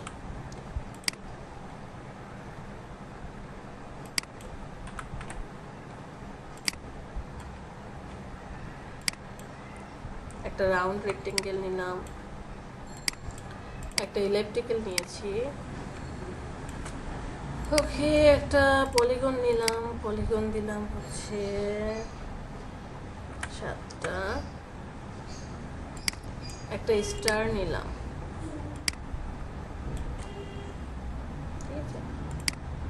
অনেকগুলো শেপ ক্রিয়েট করেছি। প্রয়োজনে আমি পেন টুল দিয়ে আরেকটা শেপ বানাই, এরকম আরেকটা শেপ ক্রিয়েট করলাম। তো এবার আমি কি করব, টাইপ এরিয়া টাইপ টুলটা সিলেক্ট করব না, তার আগে এদের সবাইকে কপি করে রাখেন, অল্টার ধরে একটা কপি করে রেখে দিয়ে যাই। আমি এখন এরিয়া টাইপ টুলটা সিলেক্ট করব, এসে এই বেজ লাইনে ক্লিক করব, দেখেন আমার লেখা বসে গেছে। এই যে দেখেন আমি স্পেস ধরে মুভ করাতে চাচ্ছিলাম, বাট কাজ করছে না। এই জন্য বলেছি ভুলেও এই কাজ করবেন না। টাইপ টুলে থাকা অবস্থায় ভুলেও কোনো কিছুতে প্রেস করব না, না স্পেস না কোনো শর্টকাট। অল্টার ধরে বড় ছোট করতে পারবেন, কিন্তু শর্টকাট ক্লিক করলেই ওই লেখা শুরু হয়ে যাবে। তো এরপরে এরিয়া টাইপ টুল ধরে আমি এখানে ক্লিক করলাম, দেখেন লেখা বসে গেছে। এসে আপনি এটার কাজ শেষ, সিলেকশন টুল, আবার এরিয়া টাইপ টুল নেন, এখানে এসে ক্লিক করেন, লেখা বসে গেল। আবার সিলেকশন টুল, এরিয়া টাইপ টুল দিয়ে আপনি এখানে লিখলেন, লেখা বসে যাচ্ছে। তো প্রত্যেকটারই কমিয়ে দিই। তারপরে এরিয়া টাইপ টুল নিলাম, এখানে এসে ক্লিক করলাম, লেখা বসে গেল। সিলেকশন টুল, টাইপ টুল, ক্লিক করেন, লেখা বসে গেছে। কালারটা চেঞ্জ করে দেই। এখন দেখেন সবগুলাই কি করেছে, মোটামুটি ওই শেপ অনুযায়ী কাজ করলো। প্যারাগ্রাফে চলে যাই, জাস্টিফাই করে দিই সবাইকে, তাহলে দেখতে ভালো লাগবে। মোটামুটি ওই শেপটা যেমন আছে শেপের নেওয়ার আর কি সে চেষ্টা করেছে, শেপ অনুযায়ী কাজ করার জন্য। আচ্ছা, আমাকে এখানে কি করতে হলো, ফার্স্টে একটা শেপ দেখাতে হয়েছে। প্রথমে শেপ দেখানোর পরে তারপরে এরিয়া টাইপ টুল সিলেক্ট করতে হলো, এরপরে হচ্ছে কাজ করেছি। আমি এই কাজটাই টাইপ টুল দিয়ে করব, শুধু টাইপ টুল। কেন তাকে প্যারেন্ট টুল বলা হয়েছে দেখেন, আমি টাইপ টুল দিয়ে এবার হচ্ছে এদেরকে নিয়ে আসি, এদেরকে এবার একটু কাছে নিয়ে আসি, কারণ উদাহরণটা বোঝাতে হলে এদের দরকার পড়বে। টাইপ টুল, শুধুমাত্র টাইপ টুলটা সিলেক্ট করে এই যে প্রথম যেটা আছে না শেপ, ফার্স্ট স্কোয়ার শেপ বা রেক্টেঙ্গেল যে শেপ, এইটা আপনি এখানেই কাজ করতে পারবেন। জাস্ট আপনি মাউসে ক্লিক করে চেপে ধরেন, ড্র্যাগ করেন, ফটোশপে দেখে আসছিলাম, ড্র্যাগ করে ছেড়ে দেন, তারপরে হচ্ছে আপনি আপনার টেক্সট লিখেন। এই কাজটা আপনি কি করতে পারবেন, অটোমেটিক্যালি টাইপ টুল দিয়ে করতে পারবেন। বাট যদি সার্কেল হয়, তারপরে স্টার বা অন্য কোনো শেপের হয়, সেক্ষেত্রে তো আমাকে শেপটাকে ক্রিয়েট করে নিতেই হবে, বিকজ আমি তো টাইপ টুল দিয়ে এই শেপটা ক্রিয়েট করতে পারবো না। তো আপনি কি করলেন, শুধুমাত্র টাইপ টুলটা সিলেক্ট করে যে কোনো শেপের উপরে যান, ক্লিক করেন, লেখা শুরু হবে। এরপর হচ্ছে সিলেকশন টুল, আবার হচ্ছে টাইপ টুল টি দিয়ে, ওকে, সিলেকশন টুল টি দিয়ে টাইপ টুল, দেখেন সিলেকশন টুল, টাইপ টুল, সিলেকশন টুল, টাইপ করেন, সিলেকশন টুল, টাইপ করেন।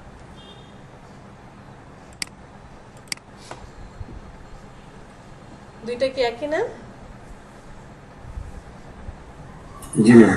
সো আমরা বলতে পারি যে এরিয়া টাইপ টুল দিয়ে কি করা যায়, টাইপ টুলের যে কাজ সেটা আপনি করতে পারবেন শেপে। সো টাইপ টুলটাকে আমরা এখানে মাদার টুল বা প্যারেন্ট টুল বলতেই পারি। ওকে ম্যাম, ভিতরে ফাঁকাগুলো কমানো যাবে না? হ্যাঁ, কমানো যাবে।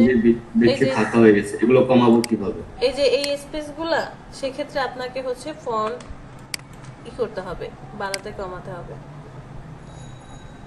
কমিয়ে দিলে লেখার মধ্যে স্পেসটা কমে আসছে। এটা আপনাকে মেনটেন করতে হবে, হয় শেপ কমাতে হবে, শেপটাকে ছোট করতে হবে, নয়তো ফন্টটাকে ছোট করতে হবে। দেখেন আমি যদি এখানে ফন্ট ছোট করে দিই, আমার শেপ এতটুকুই, এর মধ্যে কি করতে হবে, টেক্সট বসাতে হবে।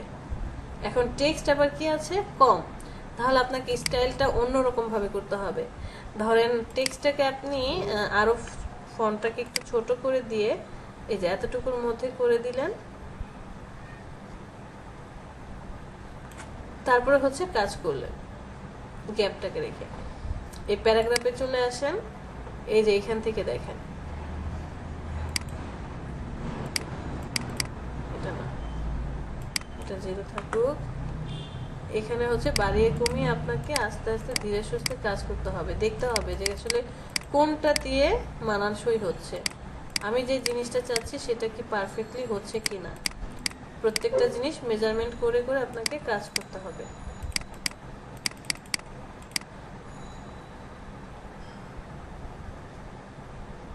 এটা হচ্ছে স্পেসিং কমাচ্ছে বাড়াচ্ছে।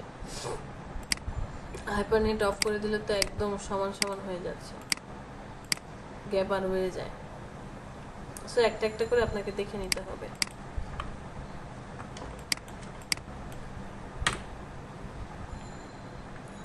পরের যে টুলসটা আছে টাইপ টুল, এরিয়া টাইপ টুল। তারপরের টুলটা কি? Type on a path tool. That means একটা পথ আপনি দেখিয়ে দিবেন, সেই পথ অনুযায়ী সে কি করবে? কাজ করবে। কাজ করবে। রাইট। আমি একটা রেক্টেঙ্গেল টুলই নিয়ে আসি, একটা রেক্টেঙ্গেল টুল নিয়ে আসলাম। এরপরে হচ্ছে আপনাকে কি করতে হবে? টাইপ অন এ পাথ টুলটা সিলেক্ট করতে হবে। সিলেক্ট করার পর কোথাও ক্লিক করলে কাজ করবে না, কিন্তু আপনাকে আসতে হবে বেজ লাইনে। বেজ লাইনে এসে ক্লিক করেন। বেজ লাইন বরাবর সে কি করবে? টেক্সট লিখে যাবে। আমি একটু বড় করে দিই এখান থেকে, বেশি বড় করলে আবার ঝামেলা, এখানে মিশে যাবে। এটাকে আমরা 14 তো 15 পিটি না 14.5 দিলাম। আচ্ছা 14.5 না 7, ওকে 8। Okay perfect.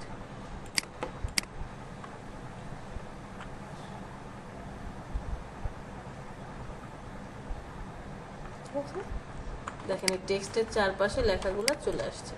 ফন্টগুলো আমার অনেক ছোট, এই জন্য দেখা যাচ্ছে না। সাপোজ আমি একটা স্টার মার্ক নিলাম, স্টার নিলাম, নেওয়ার পর টাইপ অনে পাথ টুল সিলেক্ট করি। এরপরে হচ্ছে ক্যারেক্টারটা একটু বড় করে দিই, ক্লিক করেন। আপনার টেক্সটটা কি হবে? সুন্দর করে বসে যাবে। ওকে, একদম ওই টেক্সট বরাবর বসে যাবে। বাট এই যে দেখেন এখানে এসে কিন্তু এই মিনিম লেখাটা ভেঙে গিয়েছে, অ্যাড মিনিম, তারপরে হচ্ছে ইফ সাম ভেঙে গিয়েছে। এখানে ঠিক করার মতো কোনো অপশন নেই। বাট চাইলে আপনি এটাকে কি করতে পারেন? একটু মডিফাই করতে পারেন। সাপোজ এই এমিট লেখাটাকে আপনি তখন সিলেক্ট করে, আর এই লেখাগুলো সিলেক্ট করার জন্য আপনি টাইপ টুল দিয়ে কি করলেন? সিলেক্ট করলেন, একই কথা। অথবা টাইপ অনে পাথ টুল দিয়ে সিলেক্ট করলেন। সাপোজ এই লেখাটাকে তখন আপনি সিলেক্ট করে একটু সাইজে ছোট করে দিবেন, তাহলে এই লেখাটা একসাথে চলে আসবে। আর একটু ছোট করে দিলাম। ওকে, সো অন্য কোনো শেপের মধ্যেও যদি করেন এইরকমটাই হবে। পরেরটা কি বলেছে? Vertically type tool. টাইপ টুল কি? হরিজন্টালি কাজ করে, ভার্টিক্যালি হচ্ছে ভার্টিক্যালি লিখে যাবে। আপনার লেখাগুলো সে ভার্টিক্যালি লিখে যাচ্ছে। আর এইখানে প্রত্যেকটা টেক্সট রাইট থেকে লেফটের দিকে যাবে, লেফট থেকে রাইটের দিকে আসছে না, সব রাইট থেকে লেফটের দিকে চলে যাচ্ছে।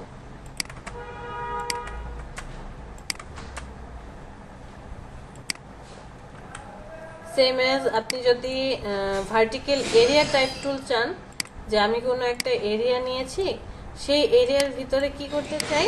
ভার্টিক্যালি লিখতে চাই, তাহলে এই যে vertical area type tool select করেন, ওই অনুযায়ী লেখাগুলো বসে যাবে। অথবা আপনি কি চান? আপনি হচ্ছে type on a vertical path টুল, পাথের উপরে এসে ক্লিক করেন, সে ওই পাথের উপরে কি করবে? লিখে যাবে। বাট এখানে কেন কাজ করছে না? অলরেডি আমারটা কাজ করা আছে, দ্যাটস ওয়াই সে কাজ করছে না। এখন আপনি ভার্টিক্যালি টাইপ টুল নিয়ে আসেন, ক্লিক করেন, অটোমেটিক্যালি সে ভার্টিক্যালি লিখে যাবে। দেখেন এই দুইটার মধ্যে পার্থক্য। এখানে টেক্সটগুলো একটা বেজ লাইনের উপরে আছে প্রত্যেকটা, আর এখানে টেক্সটগুলো কি আছে? বেজ লাইনের ভিতর দিয়ে চলে গিয়েছে। ক্লিয়ার? আর আরেকটা অপশন আছে, সেটা হচ্ছে মজার একটা অপশন, টাচ টাইপ টুল। টাচ টাইপ টুলটা হচ্ছে মাঝে মাঝে আমরা দেখি না যে কিছু কিছু টেক্সট, একটা টেক্সট মাথার উপরে আছে, একটা টেক্সট হেলান দিয়ে দাঁড়িয়ে আছে টেক্সটের সাথে, বা একটা লেটার একটু স্টাইল করা টাইপোগ্রাফির মধ্যে, সাপোজ আপনাকে একটা টাইপোগ্রাফি করতে দেওয়া হলো, বলা হলো টেক্সট, এই লেখাটাই আপনাকে কি করতে হবে, টাইপোগ্রাফি করতে হবে। যে এই যে এক্স লেখাটা ইটা কি হবে, এভাবে মনে হবে হেলান দিয়ে পড়ে আছে, অথবা এক্স লেখাটা একটু ঘুরে আছে। এক্স লেখাটাকে এখন আমি ঘোরাবো কিভাবে? একে তো সিলেকশন করে ঘোরানোর কোনো অপশন নেই, রোটেট করার কোনো অপশন আছে? কোনো অপশন নেই। তো হয় আমাকে এখন একটা কাজ করতে হবে যে আমি আলাদা আলাদাভাবে কি করব, টি আলাদা লিখলাম টি, এরপরে লিখলাম ই, তারপরে আলাদা করে লিখতে হবে এক্স, এরপরে আবার টি, আলাদা আলাদা লিখে এদেরকে হচ্ছে বড় করে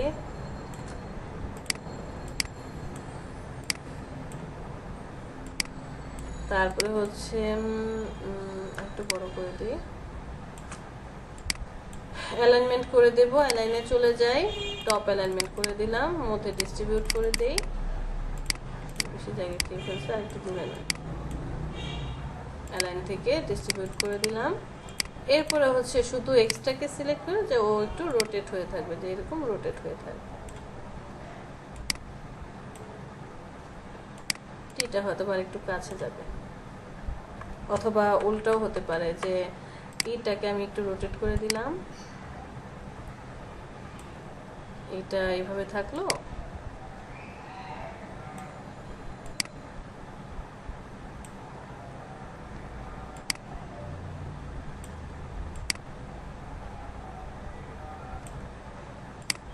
এক্সট্রা একটু কাছে আসলো,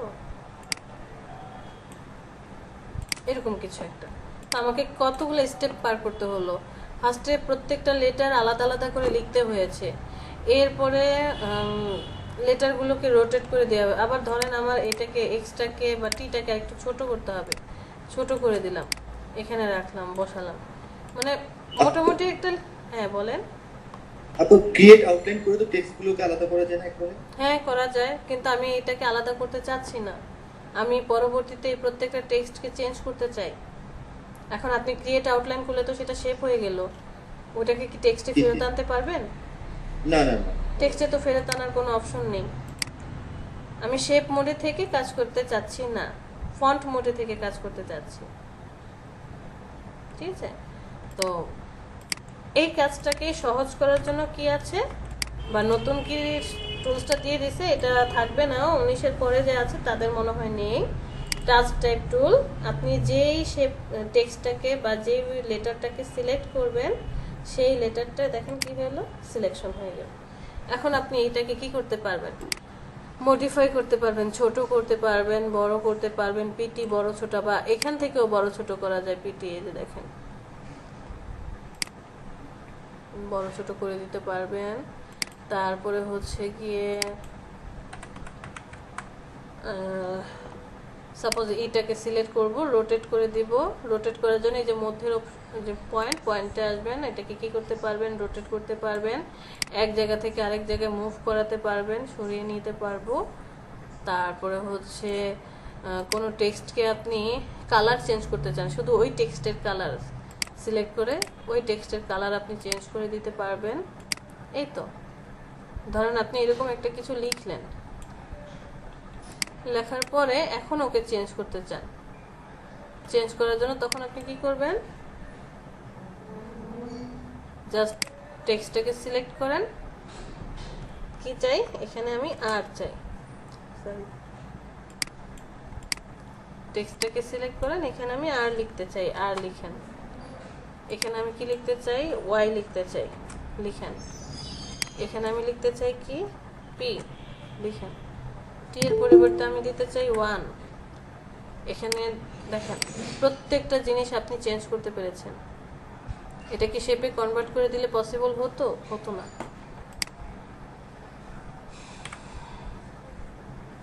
ম্যাম বলেন। টেক্সট কি যখন আমরা টেক্সটে ই লেখা আছে, ইটাকে আমরা ই লাস্ট যে লাইনটা আছে ওটাকে আমরা বড় করবো বা ছোট করবো, এটার জন্য তো আমরা আউটলাইন করি না।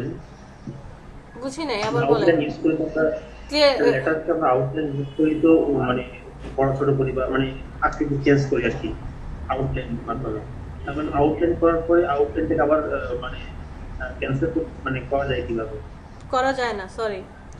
আপনি টেক্সটকে শেপে কনভার্ট করতে পারবেন, আউটলাইন করতে পারবেন, কিন্তু আউটলাইনকে আবার টেক্সটে ফেরত আনতে পারবেন না।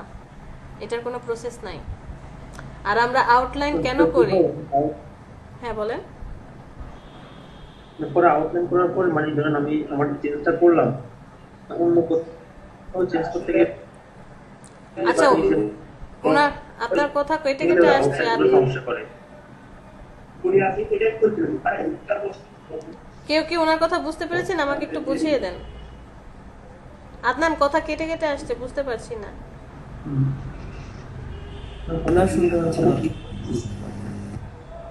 আদনান, আপনি আবার বলেন। আমি যখন একটা লেটারকে আউটলাইন করি, আউটলাইন করার পর আমি আমার মতো করে চেঞ্জ করি, করার পর আমি আমার কাছে মনে হলো যে আমি আরেকটা এক্সট্রা শেপ দিয়ে ওই লেটার সাথে অ্যাড করবো, তখন কি হয় আমি এক্সট্রা শেপ লেটার থেকে বের করতে গেলে ওই আউটলাইন গুলো সমস্যা করে, যেটা অলরেডি আগে থেকে আউটলাইনে মানে যে অ্যাঙ্কর পয়েন্ট গুলো দেওয়া থাকে ওগুলো সমস্যা করে, মানে নিজের মতো করে আমি অ্যাঙ্কর পয়েন্ট বের করতে পারি না পরে। আচ্ছা, আপনার কি সফটওয়্যার অন করা আছে? না ম্যাম, সফটওয়্যার অন করেন আমি মোবাইলে যেতে পিসিতে ডাটা অন করতে কারেন্টলি। ঠিক আছে, আমরা তো আসলে বুঝতে পারছি না আপনি কি করতে চাচ্ছেন।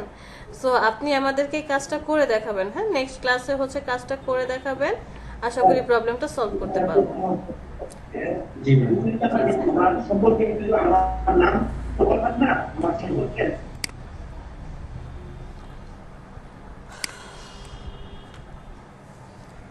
ধরেন আপনাকে টাইপ টুল দিয়ে কেউ একটা লোগো ডিজাইন করতে বললো এরকম,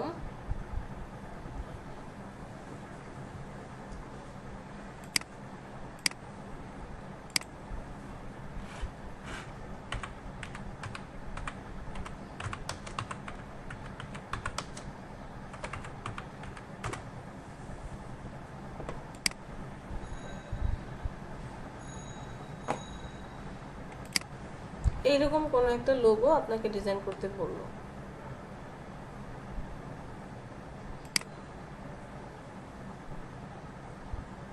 এই যে এরকম টাইপের, বা দিল আপনাকে, সে ক্লায়েন্ট চাচ্ছে এরকম কিছু একটা লোগো নেওয়ার জন্য। তাহলে আমরা এই ডিজাইনগুলো কিভাবে করব?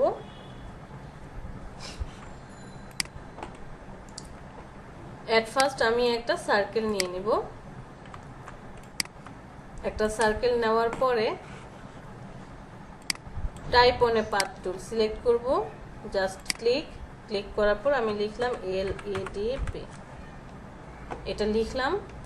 লেখার পরে আমি চাচ্ছি এই যে আমি LEDP লিখেছি, এই LEDP টেক্সটটা, এই টেক্সটটা ঠিক এই বরাবর থাকবে, উপরে এই বরাবর থাকবে। এটা কোথায় গেলে পাবেন, কিভাবে কাজ করব?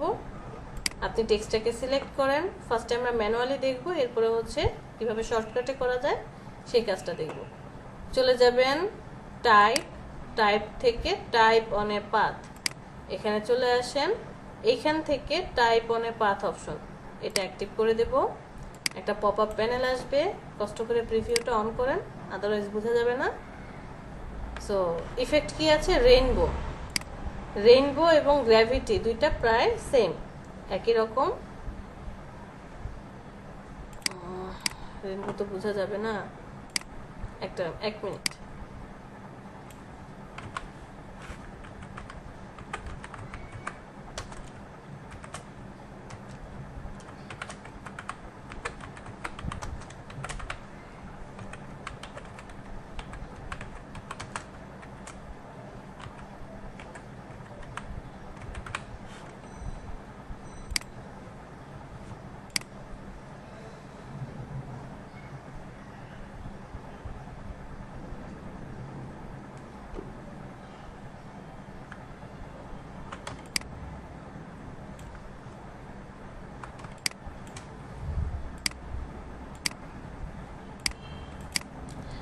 আমরা একটা টেক্সট লিখেছি যেটা সার্কেলের চারপাশে আছে। চলে যাব টাইপ, টাইপ থেকে টাইপ অনে পাথ, এরপরে অপশন অ্যাক্টিভ করার পরে প্রিভিউটা অন করে দেব।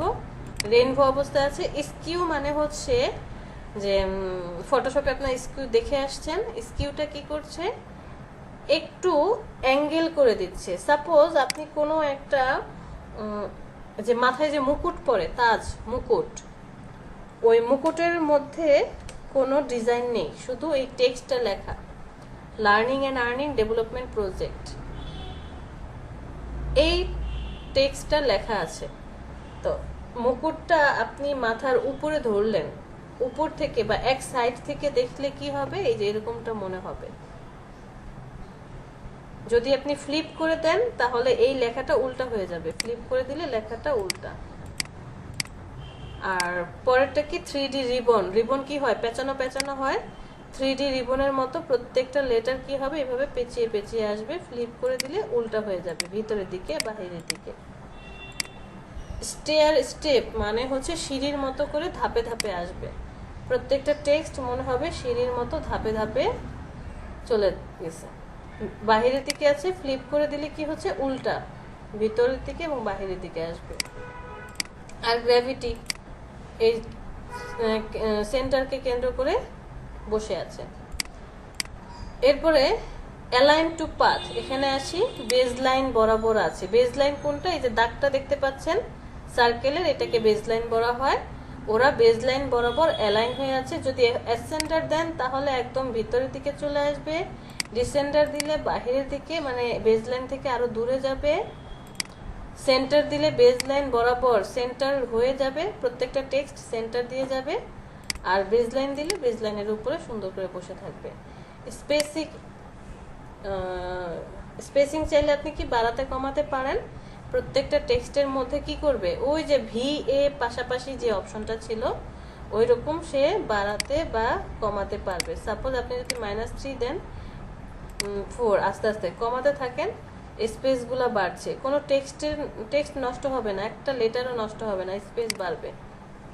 আর যদি আপনি বাড়াতে থাকেন তাহলে প্রত্যেকটা লেটারের মধ্যে স্পেস কি হবে, কমতে থাকবে। একটা লেটার আরেকটা লেটারের কাছাকাছি চলে আসতে থাকবে। এই হচ্ছে কাহিনী। তো ধরে নিলাম আমার এখানে দরকার, আমি learning and earning development project এই টেক্সটটাকে এইমাত্র কি দেখলাম, ম্যানুয়ালি কাজটা কিভাবে দেখেছি, ম্যানুয়ালি দেখেছি। এখন আমরা ফিজিক্যালি কিভাবে কাজ করব, বা সরি শর্টকাটে কিভাবে কাজটা করব।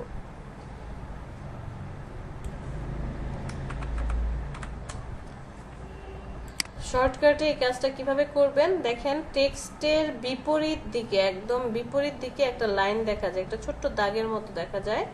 মাউসটাকে যখন ওই দাগের কাছাকাছি নিয়ে যাবেন একটা অ্যারো চিহ্ন চলে আসবে।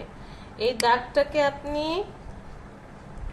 এই যে সার্কেলটা আছে সার্কেলের বাহিরের দিকে ঘোরালে টেক্সটটা বাহিরের দিকে কি হবে, ঘুরতে থাকবে। এই দাগটাকে ক্লিক করে চেপে ধরে, দাগটাকে চেপে ধরে আপনি যদি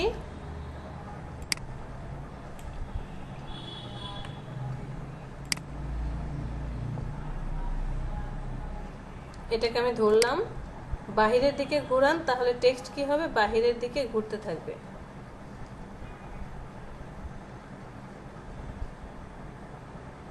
আর যদি ভিতরের দিকে নিয়ে যান তাহলে সে ভিতরের দিকে ঘুরতে থাকবে। যে কেন্দ্রে নিয়ে আসলে কেন্দ্র বরাবর ঘুরতে থাকবে। আমি কেন্দ্রের দিকে ঘোরাচ্ছি, সে ভিতরের দিকে ঘুরছে। আর যদি আপনি বাহিরের দিকে নিয়ে আসেন তাহলে সে বাহিরের দিকে ঘুরতে থাকবে।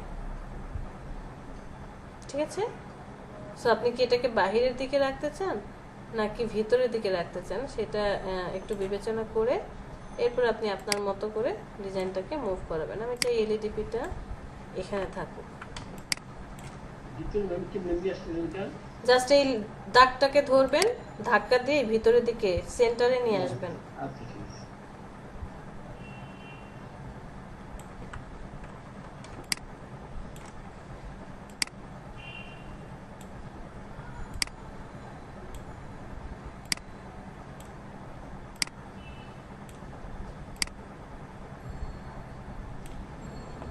ওকে, আমি এলইডিপি এখানে লিখলাম, এটাকে কপি করেন কন্ট্রোল সি দিয়ে, এরপরে হাইড করে দেন কন্ট্রোল 3, হাইড করার পরে কন্ট্রোল এফ দিয়ে ফ্রন্টে আবার পেস্ট করে টাইপ টুলটা সিলেক্ট করব। এলইডিপি কে এখন learning and earning development project করে দেব।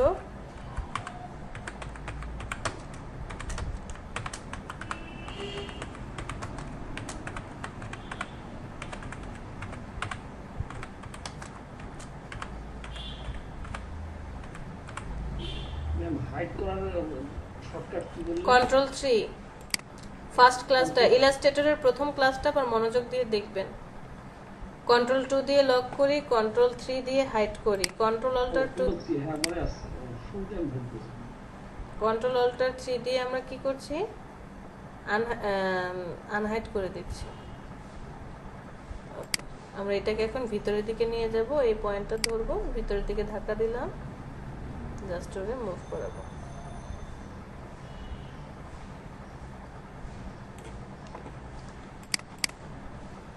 এবার কন্ট্রোল অল্টার 3 দিয়ে সবাইকে নিয়ে আসি। তো ভিতরের দিকে যদি কোনো কাজ থেকে কাজ করলাম, সবকিছু ডিজাইন ঠিকঠাক ভাবে করে আপনি আপনার ডিজাইন করেন। এই টাইপ টুলের আরেকটা অপশন আছে, সাপোজ আপনি কোনো একটা কিছু লিখেছেন, লেখার পরে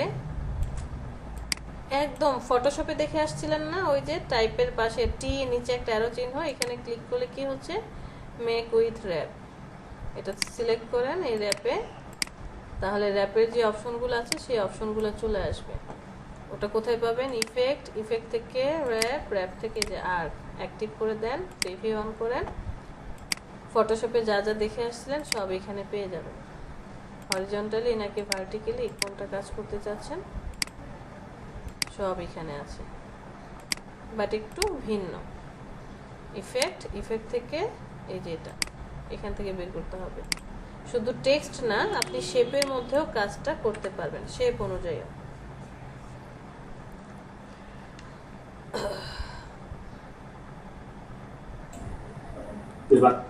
হ্যাঁ বলেন।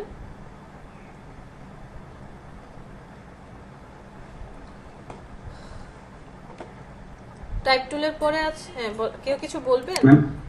জি, আমার একটু কথা ছিল, সেটা হচ্ছে যে এই যে মাত্র যে এরিয়া পার্ট দিয়ে যে সিলেক্ট করলেন, ঠিক আছে, এটা যখন ঘুরাইছেন তখন তো লেটারটা উল্টো হয়ে গেছে, লেটারটা তখন ইয়া হিসাবে করা যাবে না।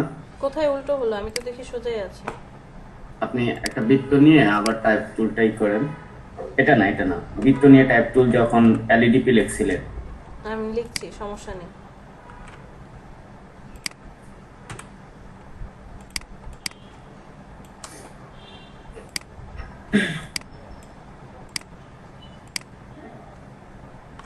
এই যে এলইডিপি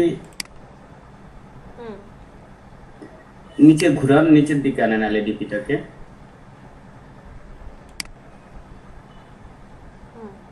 এখন যে উল্টো হয়ে গেছে, এইটাকে আমি উপরের মতো করতে চাচ্ছি, মানে এল এর দিকটা উপরে হবে, ই এর দিকটা, ডি দিকটা উপরে হবে। এটা উল্টো করে দিলে কিন্তু বাইরে থেকে কি হবে না? আপনি বাইরে থেকে কেন করতে চাচ্ছেন, এটা তো সোজা হবে, যে ভিতরের দিকে গেলেই তো সোজা হবে। আপনি ভিতরের দিকে নিয়ে এসে পরে সেন্টারটাকে একটু বড় করে দেন, তাহলে তো হয়ে গেল। এরপর হচ্ছে সার্কেলটাকে হালকা একটু বড় করে দেন, তাহলে তো এটার সাথে ম্যাচ করে যাবে। আর আপনি যদি যে কাজটা করতে চাচ্ছেন, হ্যাঁ ওটা করতে পারবেন। একটু কষ্ট করে অবজেক্টে চলে যান, অবজেক্ট থেকে সরি টাইপ, টাইপ থেকে টাইপ অনে পাথ, এখানে আসার পর অপশনে চলে আসেন, তাহলে হচ্ছে ফ্লিপ করে দেন। ফ্লিপ করে দেওয়ার পরে অ্যাসেন্ডার, ডিসেন্ডার, ওকে অ্যাসেন্ডার করে দেন, ঠিক আছে। এরপরে ওকে দেন। এখন বাহিরের দিকে আসছে, সেক্ষেত্রে আপনাকে ম্যানুয়ালি কাজ করতে হবে।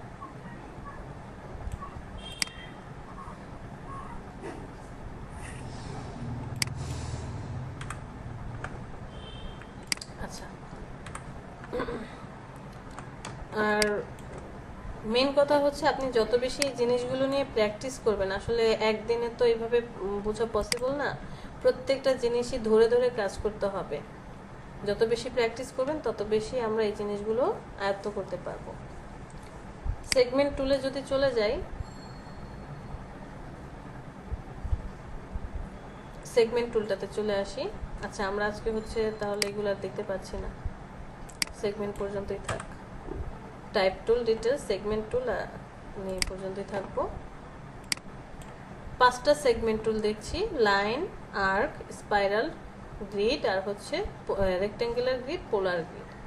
লাইন টুল তো আপনি ফটোশপে দেখেই আসছেন, বাট ফটোশপে ছিল কি শেপ মোডে ফিল থাকতো, আর এইখানে হচ্ছে এইখানে যতগুলো টুলস দেখছেন সবাই স্ট্রোকে কাজ করে, কেউ ফিলে কাজ করবে না। আপনি এখান থেকে এখন স্ট্রোক দিয়ে দেন, দেওয়ার পর স্ট্রোক বাড়ান, স্ট্রোক বাড়তে থাকবে। সো আপনি লাইন কিভাবে যে কোনোভাবে আপনার পছন্দ মতো লাইন টানতে পারেন। যদি শিপ চেপে ধরেন স্ট্রেট লাইন হবে, শিপ চেপে ধরলে কি হবে, স্ট্রেট স্ট্রেট লাইন আসবে। 0 ডিগ্রি, 45 ডিগ্রি, 90 ডিগ্রি আর পরে মাইনাস অনুযায়ী এই 3টা পার্টে সে ঘুরতে থাকবে। এটা গেল লাইনের অপশন। পরের যে টুলসটা আছে, সাপোজ আমি পেন টুল দিয়ে একটা স্টার্টিং পয়েন্ট, এটা কি আপনাদেরকে দেখানো হয়েছিল সেগমেন্ট টুল? না ম্যাম। আচ্ছা, আমি পেন টুল দিয়ে কি করলাম, একটা স্টার্টিং পয়েন্ট দেখালাম, এরপরে আরেকটা পরবর্তী পয়েন্ট কি করলাম, যে এইভাবে একটা রাউন্ড শেপ নিলাম। আমার শুধু এই শেপটাই প্রয়োজন, আর কিছু প্রয়োজন নেই, শুধু এতটুকু পার্টই প্রয়োজন। অথবা আমি কোনো একটা ডিজাইনের মধ্যে ওর একটা কি দরকার, এরকম একটা শেপ দরকার ছোট্ট, এই শেপটাই জাস্ট প্রয়োজন। এখন এইটার জন্য আমি আবার পেন টুল সিলেক্ট করে তারপরে হচ্ছে কাজ করব, আবার এডিট করব। এই প্রবলেমটা সলভ করার জন্য আমাদেরকে আর্ক টুল দিয়েছে, ও শুধুমাত্র একটা ব্যাসার্ধ ক্রিয়েট করতে পারে। আপনি আপনার পছন্দ মতো যে কোনো দিকে কি করতে পারবেন, ব্যাসার্ধ ক্রিয়েট করতে পারবেন। যদি একটু কষ্ট করে শিপটাকে চেপে ধরেন তাহলে ওই যে সুন্দর একদম রাউন্ড ব্যাসার্ধ হবে, যে কোনো দিকে আপনি কি করতে পারবেন, ব্যাসার্ধ ক্রিয়েট করতে পারবেন। তো ধরে নিলাম আমরা আর্ক টুল দিয়ে এইদিকে একটা পিন আর্ট করলাম, এইদিকে একটা পিন আর্ট করলাম, দুইটারই কি করলাম, স্ট্রোকটাকে বাড়িয়ে দেন, এখান থেকে ইউনিফর্মটা চেঞ্জ করে দেন, চেঞ্জ। বুঝতে পেরেছি? এটাও কিন্তু একটা লোগো হয়ে গেল, নর্মাল লোগো।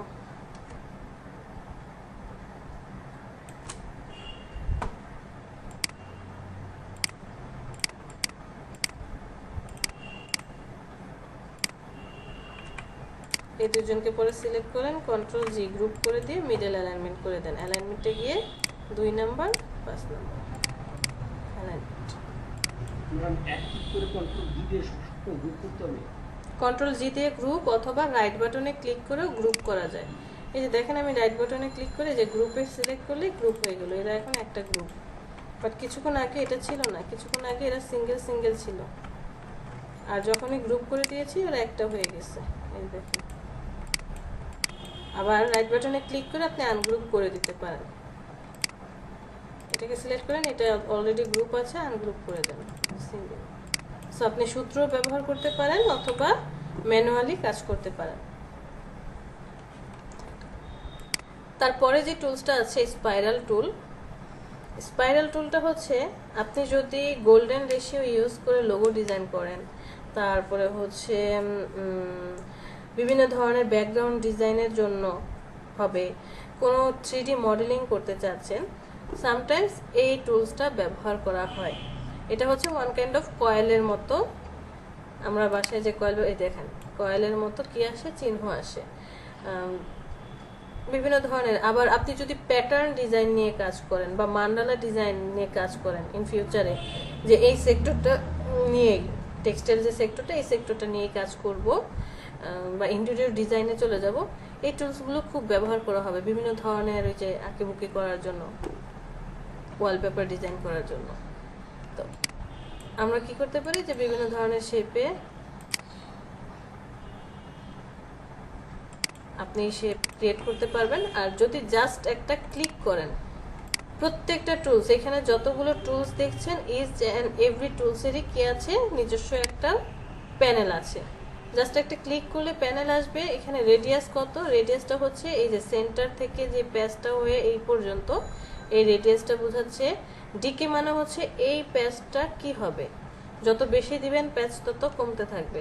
সেগমেন্ট মানে হচ্ছে এই যে শেপটা আছে, এই শেপটার মধ্যে সাপোজ এটাতেই চলে যাই, এই শেপটার মধ্যে যে অ্যাঙ্কর পয়েন্টগুলো ক্রিয়েট হয়েছে, দেখেন এই যে অ্যাঙ্কর পয়েন্টগুলো ক্রিয়েট হয়েছে, কতগুলো সেগমেন্ট ব্যবহার করেছে। এই একটা অ্যাঙ্কর পয়েন্ট থেকে এই একটা অ্যাঙ্কর পয়েন্ট, এই দুইটার মধ্যে একটা সেগমেন্ট, দুইটা সেগমেন্ট, তিনটা সেগমেন্ট। দ্যাট মিনস এই যে 2 নাম্বার আর্ক টুল, এটা হচ্ছে একটা সেগমেন্ট। এই কারণে এই সবগুলোকে সেগমেন্ট টুল বলা হয়। এটা যদি একটা সেগমেন্ট হয়, তাহলে এই প্যাচটার মধ্যে টোটাল কয়টা সেগমেন্ট ব্যবহার করা হয়েছে, এই পয়েন্ট থেকে এই পয়েন্ট পর্যন্ত একটা, এখান থেকে একটা, দুইটা, এরকম টোটাল 10টা সেগমেন্ট ব্যবহার করা হয়েছে। তখন আপনি এটাকে আবার চেঞ্জ করে যে 10টা না, আমি এখানে চাচ্ছি 5টা সেগমেন্ট চাই। এখানে আমি ডিকেটটাকে 100% করে দিলাম। দেখেন তো কি হয়, দেখেন আপনি 5টা সেগমেন্ট দিয়েছেন, তারপরে ডিকে 100% করে দিয়েছেন। 100% ডিকে করে দিলে সে রাউন্ড ফিগার করে দিবে। এখানে টোটাল 5টা সেগমেন্ট আছে, 1 2 3 4, 4টা অ্যাঙ্কর পয়েন্টের মধ্যে যে মধ্যে আবার দেখেন শো করছে টোটাল, এই যে এটা দিয়ে শো করছে, এটা দিয়ে শো করছে।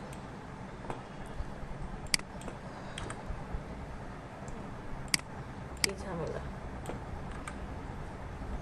আর আরেকটা আছে রেক্ট্যাঙ্গুলার গ্রিড টুল। ধরে নেন আপনাকে এমন একটা ডিজাইন করতে হচ্ছে যে ডিজাইনটার মধ্যে একটা টেবিল বানাতে হবে অথবা একটা ঘর বানাতে হবে। সাপোজ আপনি কোনো একটা কোম্পানিতে জব করেন, আপনি ডিজাইনার, বাট ওই কোম্পানি এমন একটা ব্যানার বানাচ্ছে, ধরে নিলাম একটা স্কুলের এডুকেশনাল ব্যানার বানাচ্ছে, যার মধ্যে ওদের সাবজেক্টগুলোর দেওয়া থাকবে যে আপনি এসএসসি পরীক্ষার জন্য রুটিন বানাচ্ছেন, এইচএসসি পরীক্ষার জন্য রুটিন বানাচ্ছেন, কি বারে কি পরীক্ষা হবে, ডেট কি হবে, এগুলো আপনাকে ক্রিয়েট করতে হবে এবং বলে দিয়েছে ইলাস্ট্রেটরে বানাতে হবে। তো এখন আমি ওই টেবিলটা কিভাবে বানাবো? ওয়ার্ড হলে বা এক্সেল বা পাওয়ার পয়েন্ট হলে খুব সহজে টেবিল নেওয়া যেত। এখানে কি করতে হবে, আপনাকে কষ্ট করে এখন একটা একটা করে বানাতে হবে। যেমন ফার্স্টে টেবিলের মেজারমেন্টটা নিতে হবে, এরপরে এটার ভিতরে লাইন টুল দিয়ে কেটে কেটে আপনাকে শেপ ক্রিয়েট করতে হবে, যে এখানে একটা হবে, তারপরে হচ্ছে এইখানে একটা হবে, মানে সিঙ্গেল একটা একটা করে বানাতে হবে টেবিলগুলো। এত কষ্ট করার চেয়ে আমাদেরকে আরো সহজ করে দিয়েছে কি, রেক্টেঙ্গুলার গ্রিড টুল। এটা দিয়ে আপনি যে কোনো দিকে যে কোনো ভাবে কি করতে পারেন, টেবিল টানতে পারেন, শিপ চেপে ধরলে স্কোয়ার শেপ আসবে। তো এখানে একটা জিনিস দেখেন, টোটাল কয়টা শেপ দেখা যাচ্ছে, কয়টা ঘর দেখা যাচ্ছে, 1 2 3 4 5 6, এইদিকে 6টা, কলাম বরাবর 6টা, রো বরাবর 6টা। বাট আপনার ডিজাইন করার সময় তো নাও হতে পারে, 6টা প্রয়োজন নাও হতে পারে। ওই ক্ষেত্রে আমরা কি করব?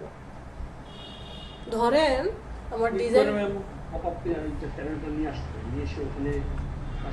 রাইট, ওখানে কাস্টমাইজ করে নিতে হবে। আমরা টুলসটা সিলেক্ট করে একটা ক্লিক করব, পপ আপ একটা প্যানেল আসবে, এইখানে আপনি এখন কাস্টমাইজ করেন। ওয়াইড আর হাইট কত হবে, ধরে নিলাম আমার 3x3 অথবা 3x3 না, হাইট হবে হচ্ছে 5, যে ওয়াইড 3 হাইট 5, এই সাইজের একটা টেবিল হবে। টেবিলের ডিভাইডার কতগুলো হবে একটু বুঝতে হবে এই জিনিসটা। আমি একটা টেবিল টানি, দেখেন এইটা কিন্তু পুরোটা একটা শেপ, খেয়াল করে যদি দেখেন, এই যে এইটা পুরোটা একটা শেপ, একটা রেক্টেঙ্গেল। ওই যে ফার্স্টে দেখলাম না, একটা রেক্টেঙ্গেল নিলাম, এরপরে এই ভিতরে সবগুলো হচ্ছে এক একটা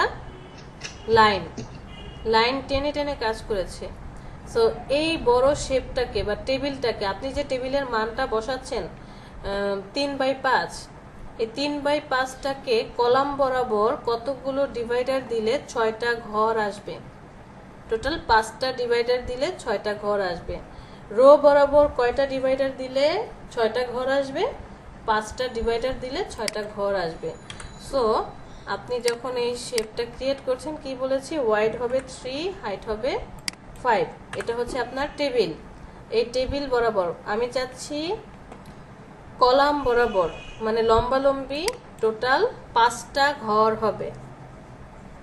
কলাম বরাবর টোটাল 5টা ঘর হবে। তাহলে আমাকে ডিভাইডার কয়টা দিতে হবে? 4টা। যতগুলো ঘর দরকার, মনে রাখবেন, যতগুলো ঘর দরকার তার থেকে একটা কম ডিভাইডার হবে। কেন 4টা বলেছি? আমার 5টা ঘর দরকার। 4টা ডিভাইডার কেন? এই যে দেখেন, এটা তো একটা বক্স। এই বক্সের মধ্যে যখন আপনি ভিতরে 4টা দাগ কাটবেন, টোটাল কয়টা পার্ট হয়ে যাবে? 5টা পার্ট হয়ে যাবে। সেম আমি ভার্টিক্যালি বললাম যে আমার 10টা ঘর দরকার, রো বরাবর 10টা ঘর দরকার, তাহলে আমার ডিভাইডার হবে 9টা। এখন ওকে প্রেস করেন। এই যে দেখেন, উল্টা দিয়ে দিলাম মনে হয়, উল্টা দিয়ে দিলাম। হরিজন্টাল কোনটা? এই যে পাশাপাশি, এইখানে হবে 9 আর এইখানে হবে 4। এইবার দেখেন, এটা ডিলিট করেন। আমি কলাম বরাবর কি বলেছিলাম? কলাম বরাবর আমার 5টা ঘর প্রয়োজন। এই যে 5টা, 1 2 3 4, 5টা ঘর।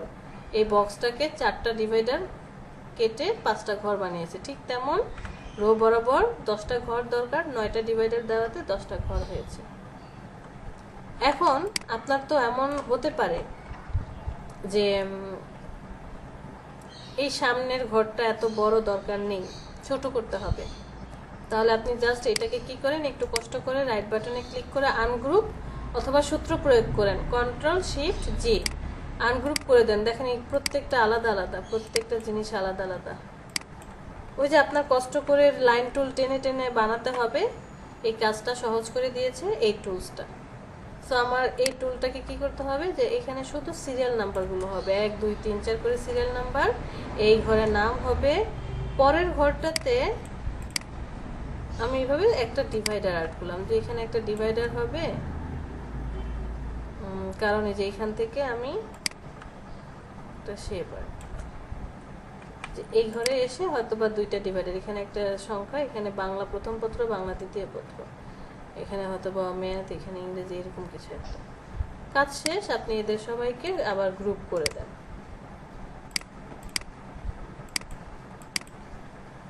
বুঝতে পেরেছি? এক্সেলের মতো, রাইট। কিন্তু আপনাকে কাজ করতে হবে, একটু কষ্ট করে ডিজাইন করে নিতে হবে। ওকে, আরেকটা অপশন আছে সবার শেষে, পোলার গ্রিড টুল। পোলার গ্রিড টুলটা কি? ছোটবেলায় আমরা জেনারেল সায়েন্সে পড়েছিলাম না, খাদ্য শৃঙ্খল, তারপরে খাদ্য পিরামিড, খুব সুন্দর করে। এটা হচ্ছে ওয়ান কাইন্ড অফ এরকম কনসেন্ট্রেশনের মতো, যে আপনি এরকম কোনো কিছু বানাতে চাচ্ছেন, একটা সেন্টার থাকবে, সেন্টার থেকে কি হবে, জিনিসগুলো ছড়িয়ে যাবে, যে এইটা একটা ঘর হলো, এটা ধাপে ধাপে আসবে, এইটা আরেকটা ঘর হলো, ধাপে ধাপে যাবে। প্রোডাক্টগুলা বা প্রোডাক্টের নামগুলা, এই প্রত্যেকটা ধাপে ধাপে আপনি কি করতে চাচ্ছেন, ভাগ করতে চাচ্ছেন। তো এইটাও আপনি কি করতে পারেন, মডিফাই করতে পারবেন এইভাবে। ইনেন কনসেন্ট্রিক ডিভাইডার্স, আরেকটা হচ্ছে রেডিয়াল ডিভাইডার্স। কনসেন্ট্রিক মানে হচ্ছে এই যে দেখেন, এই যে গোল গোল গোল গোল যে সেন্টারগুলো আছে, সার্কেলগুলো, এগুলা সাপোজ আমি চাই এখানে কয়টা, 3টা ডিভাইডার চাই, তাহলে আমার দরকার 2টা। আর রেডিয়াল ডিভাইডার্স, এই যে রেডিয়াল, প্রত্যেকটাকে যে অর্ধেক করে কেটে দিয়েছে, সেন্টার থেকে বাহু পর্যন্ত যে ডিভাইডার, আমি এখানে করে দিলাম 3টা। ওকেতে প্রেস করেন। এই যে দেখেন,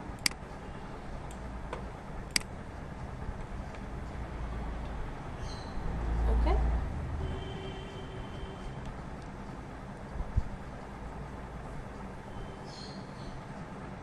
তখন আপনি আপনার পছন্দ মতো কি করবেন, ডিজাইন করবেন। এখন এখন বলেন তো এই টেক্সট টুল আর হচ্ছে এই সেগমেন্ট টুল এর মধ্যে কারো কোনো কোশ্চেন আছে? একটু জাস্ট মনে করেন আজকে যা যা দেখলাম, যদিও মনে করার বা ওভাবে করারই নেই, প্র্যাকটিস করতে গেলে ধরা পড়বে কোনটা পারি না কোনটা বুঝি না।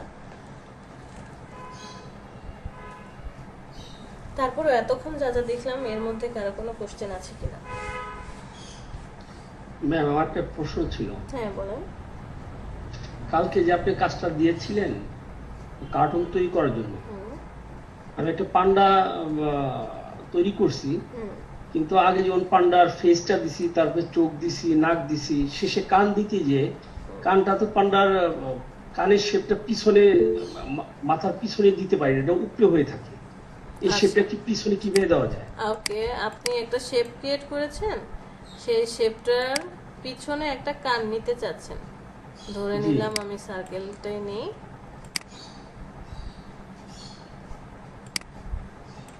ওকে, এই কানটা উপরে হয়ে থাকে। উপরে হয়ে আছে, তাহলে আপনি জাস্ট যাকে পিছনে পাঠাতে চাচ্ছেন সিলেক্ট করেন, রাইট বাটনে ক্লিক, অ্যারেঞ্জ, সেখান থেকে এই যে সবার শেষে সেন্ড টু ব্যাক। ওকে, ওকে, আবার সবার উপরে আনতে চাচ্ছেন,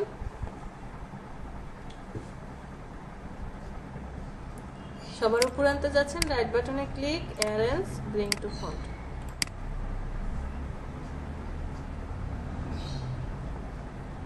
ওকে, জি ম্যাম। আচ্ছা আরেকটা জিনিস দেখাই যেতে যেতে, শেষ জিনিসটা, সেটা হচ্ছে সাপোজ আপনি কোনো ম্যাগাজিন নিয়ে কাজ করবেন, অথবা ধরেন কোনো একটা জার্নাল লিখছেন, অথবা কোনো একটা বই আপনাকে ডিজাইন করতে হচ্ছে, দেখবেন অনেকগুলো টেক্সট থাকে। কি করতেছি না করতেছি, মাথা খারাপ হয়ে গেছে আমার।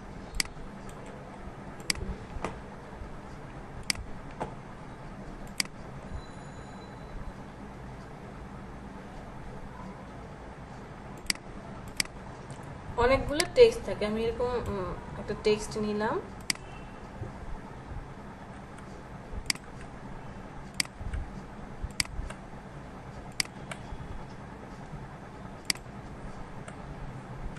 ওকে, এই টেক্সটের ভিতরে একটা ছবি আছে যেটা ওয়ার্ডে খুব সুন্দর করে বসানো যায়। ছবিটা বসালে টেক্সটগুলো সরে যায়, টেক্সট থ্র, তারপরে অ্যালাইন, অনেক কিছুই আসে। আমি এই টেক্সটের ভিতরে চাচ্ছি হচ্ছে আমার ওই টেক্সটগুলো, ছবিটা খুব সুন্দর করে বসে যায়। কিভাবে করব? সাপোজ আমি একটা ইমেজ নিয়ে আসি,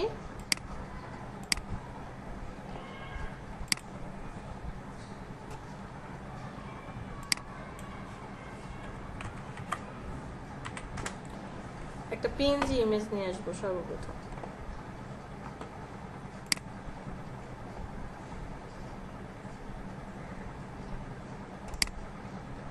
সেভ করি, সেভ না করলে আনা যাবে না।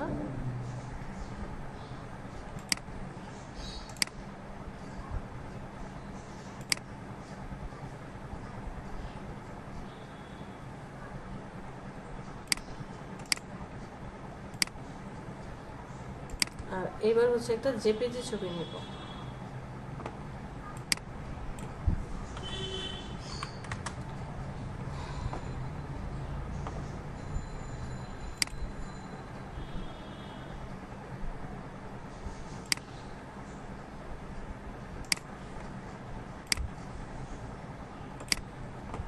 আচ্ছা, তো আমরা চলে যাব আমাদের এখানটায়, ফার্স্টে পিএনজি ছবি, লোকের ছবিটা নিয়ে আসি, ইলাস্ট্রেটরে ছেড়ে দেই।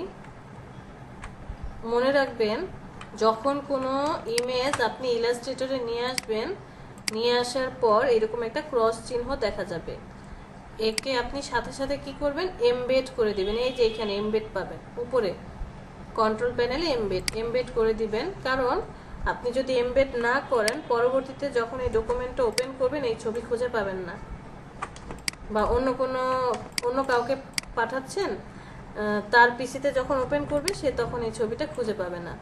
ইমেজটাকে উপরে রাখবো, আর টেক্সটগুলোকে নিচে রাখবো।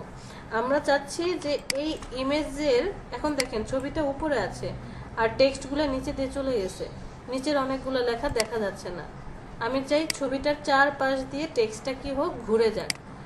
দুইজনকে সিলেক্ট করেন, টেক্সট এবং ইমেজ দুইজনকে সিলেক্ট করবেন, চলে যাবেন অবজেক্ট, অবজেক্ট থেকে টেক্সট র্যাপ, এখানে আসার পর মেকে ক্লিক করেন, মেক। দেখেন এই যা এই ছবিটার চারপাশ দিয়ে টেক্সট চলে গিয়েছে। যদি এটাকে আরেকটু মডিফাই করতে চান, সিলেক্ট, অবজেক্ট, টেক্সট র্যাপ, অপশনে চলে যান, প্রিভিউ অন করেন। এটা যত বাড়াবেন টেক্সট তত মুভ করতে থাকবে, যত কমাবেন টেক্সট তত কাছে আসতে থাকবে। আর ইনভার্ট যদি করে দেন, ইনভার্ট করলে ছবিটা যতটুকু আছে ঠিক ততটুকু টেক্সট সরে যাবে, ওইখানে আর কোনো কি হবে না, টেক্সট আসবে না। ম্যাম ছবি আর ইমেজ আর ওই টেক্সটটা দুইটাই অ্যাক্টিভ কিভাবে করলেন? দুইজনকে সিলেক্ট করেছি, একসাথে ড্র্যাগ করে, এই যে ও এইভাবে রাইট রাইট। দুইজনকে একসাথে ড্র্যাগ করে সিলেক্ট করেছি। অথবা আপনি সিঙ্গেল সিঙ্গেল সিলেক্ট করতে পারবেন। ফার্স্টে ছবিটাকে সিলেক্ট করেন, শিফট ধরে টেক্সটটাকে সিলেক্ট করেন, সিঙ্গেল সিঙ্গেল সিলেক্ট হয়ে গেছে। তো এই ইমেজটাকে আপনি যেদিকে মুভ করাবেন, যেখানে নিয়ে যাবেন সেখান থেকে টেক্সট সরে যাবে ওর চারপাশ থেকে। আমরা আসলে র্যাপ করেছি ইমেজটাকে, কার সাথে র্যাপ করেছি, টেক্সটের সাথে র্যাপ করেছি। সো এই ছবি যেখানে যাবে সেখানে ও মুভ করবে। আমি যদি আরেকটা ছবি নিয়ে আসি,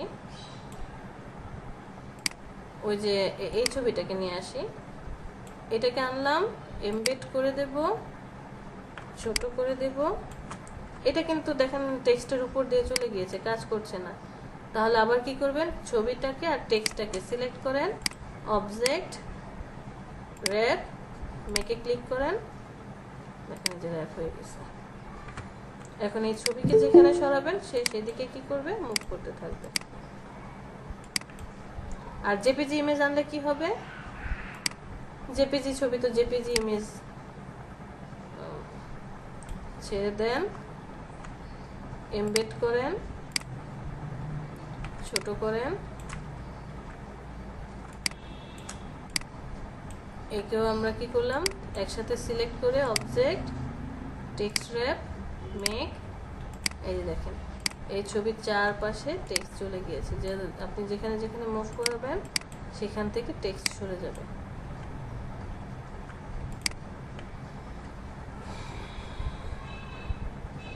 SW কি থাকবে ম্যাম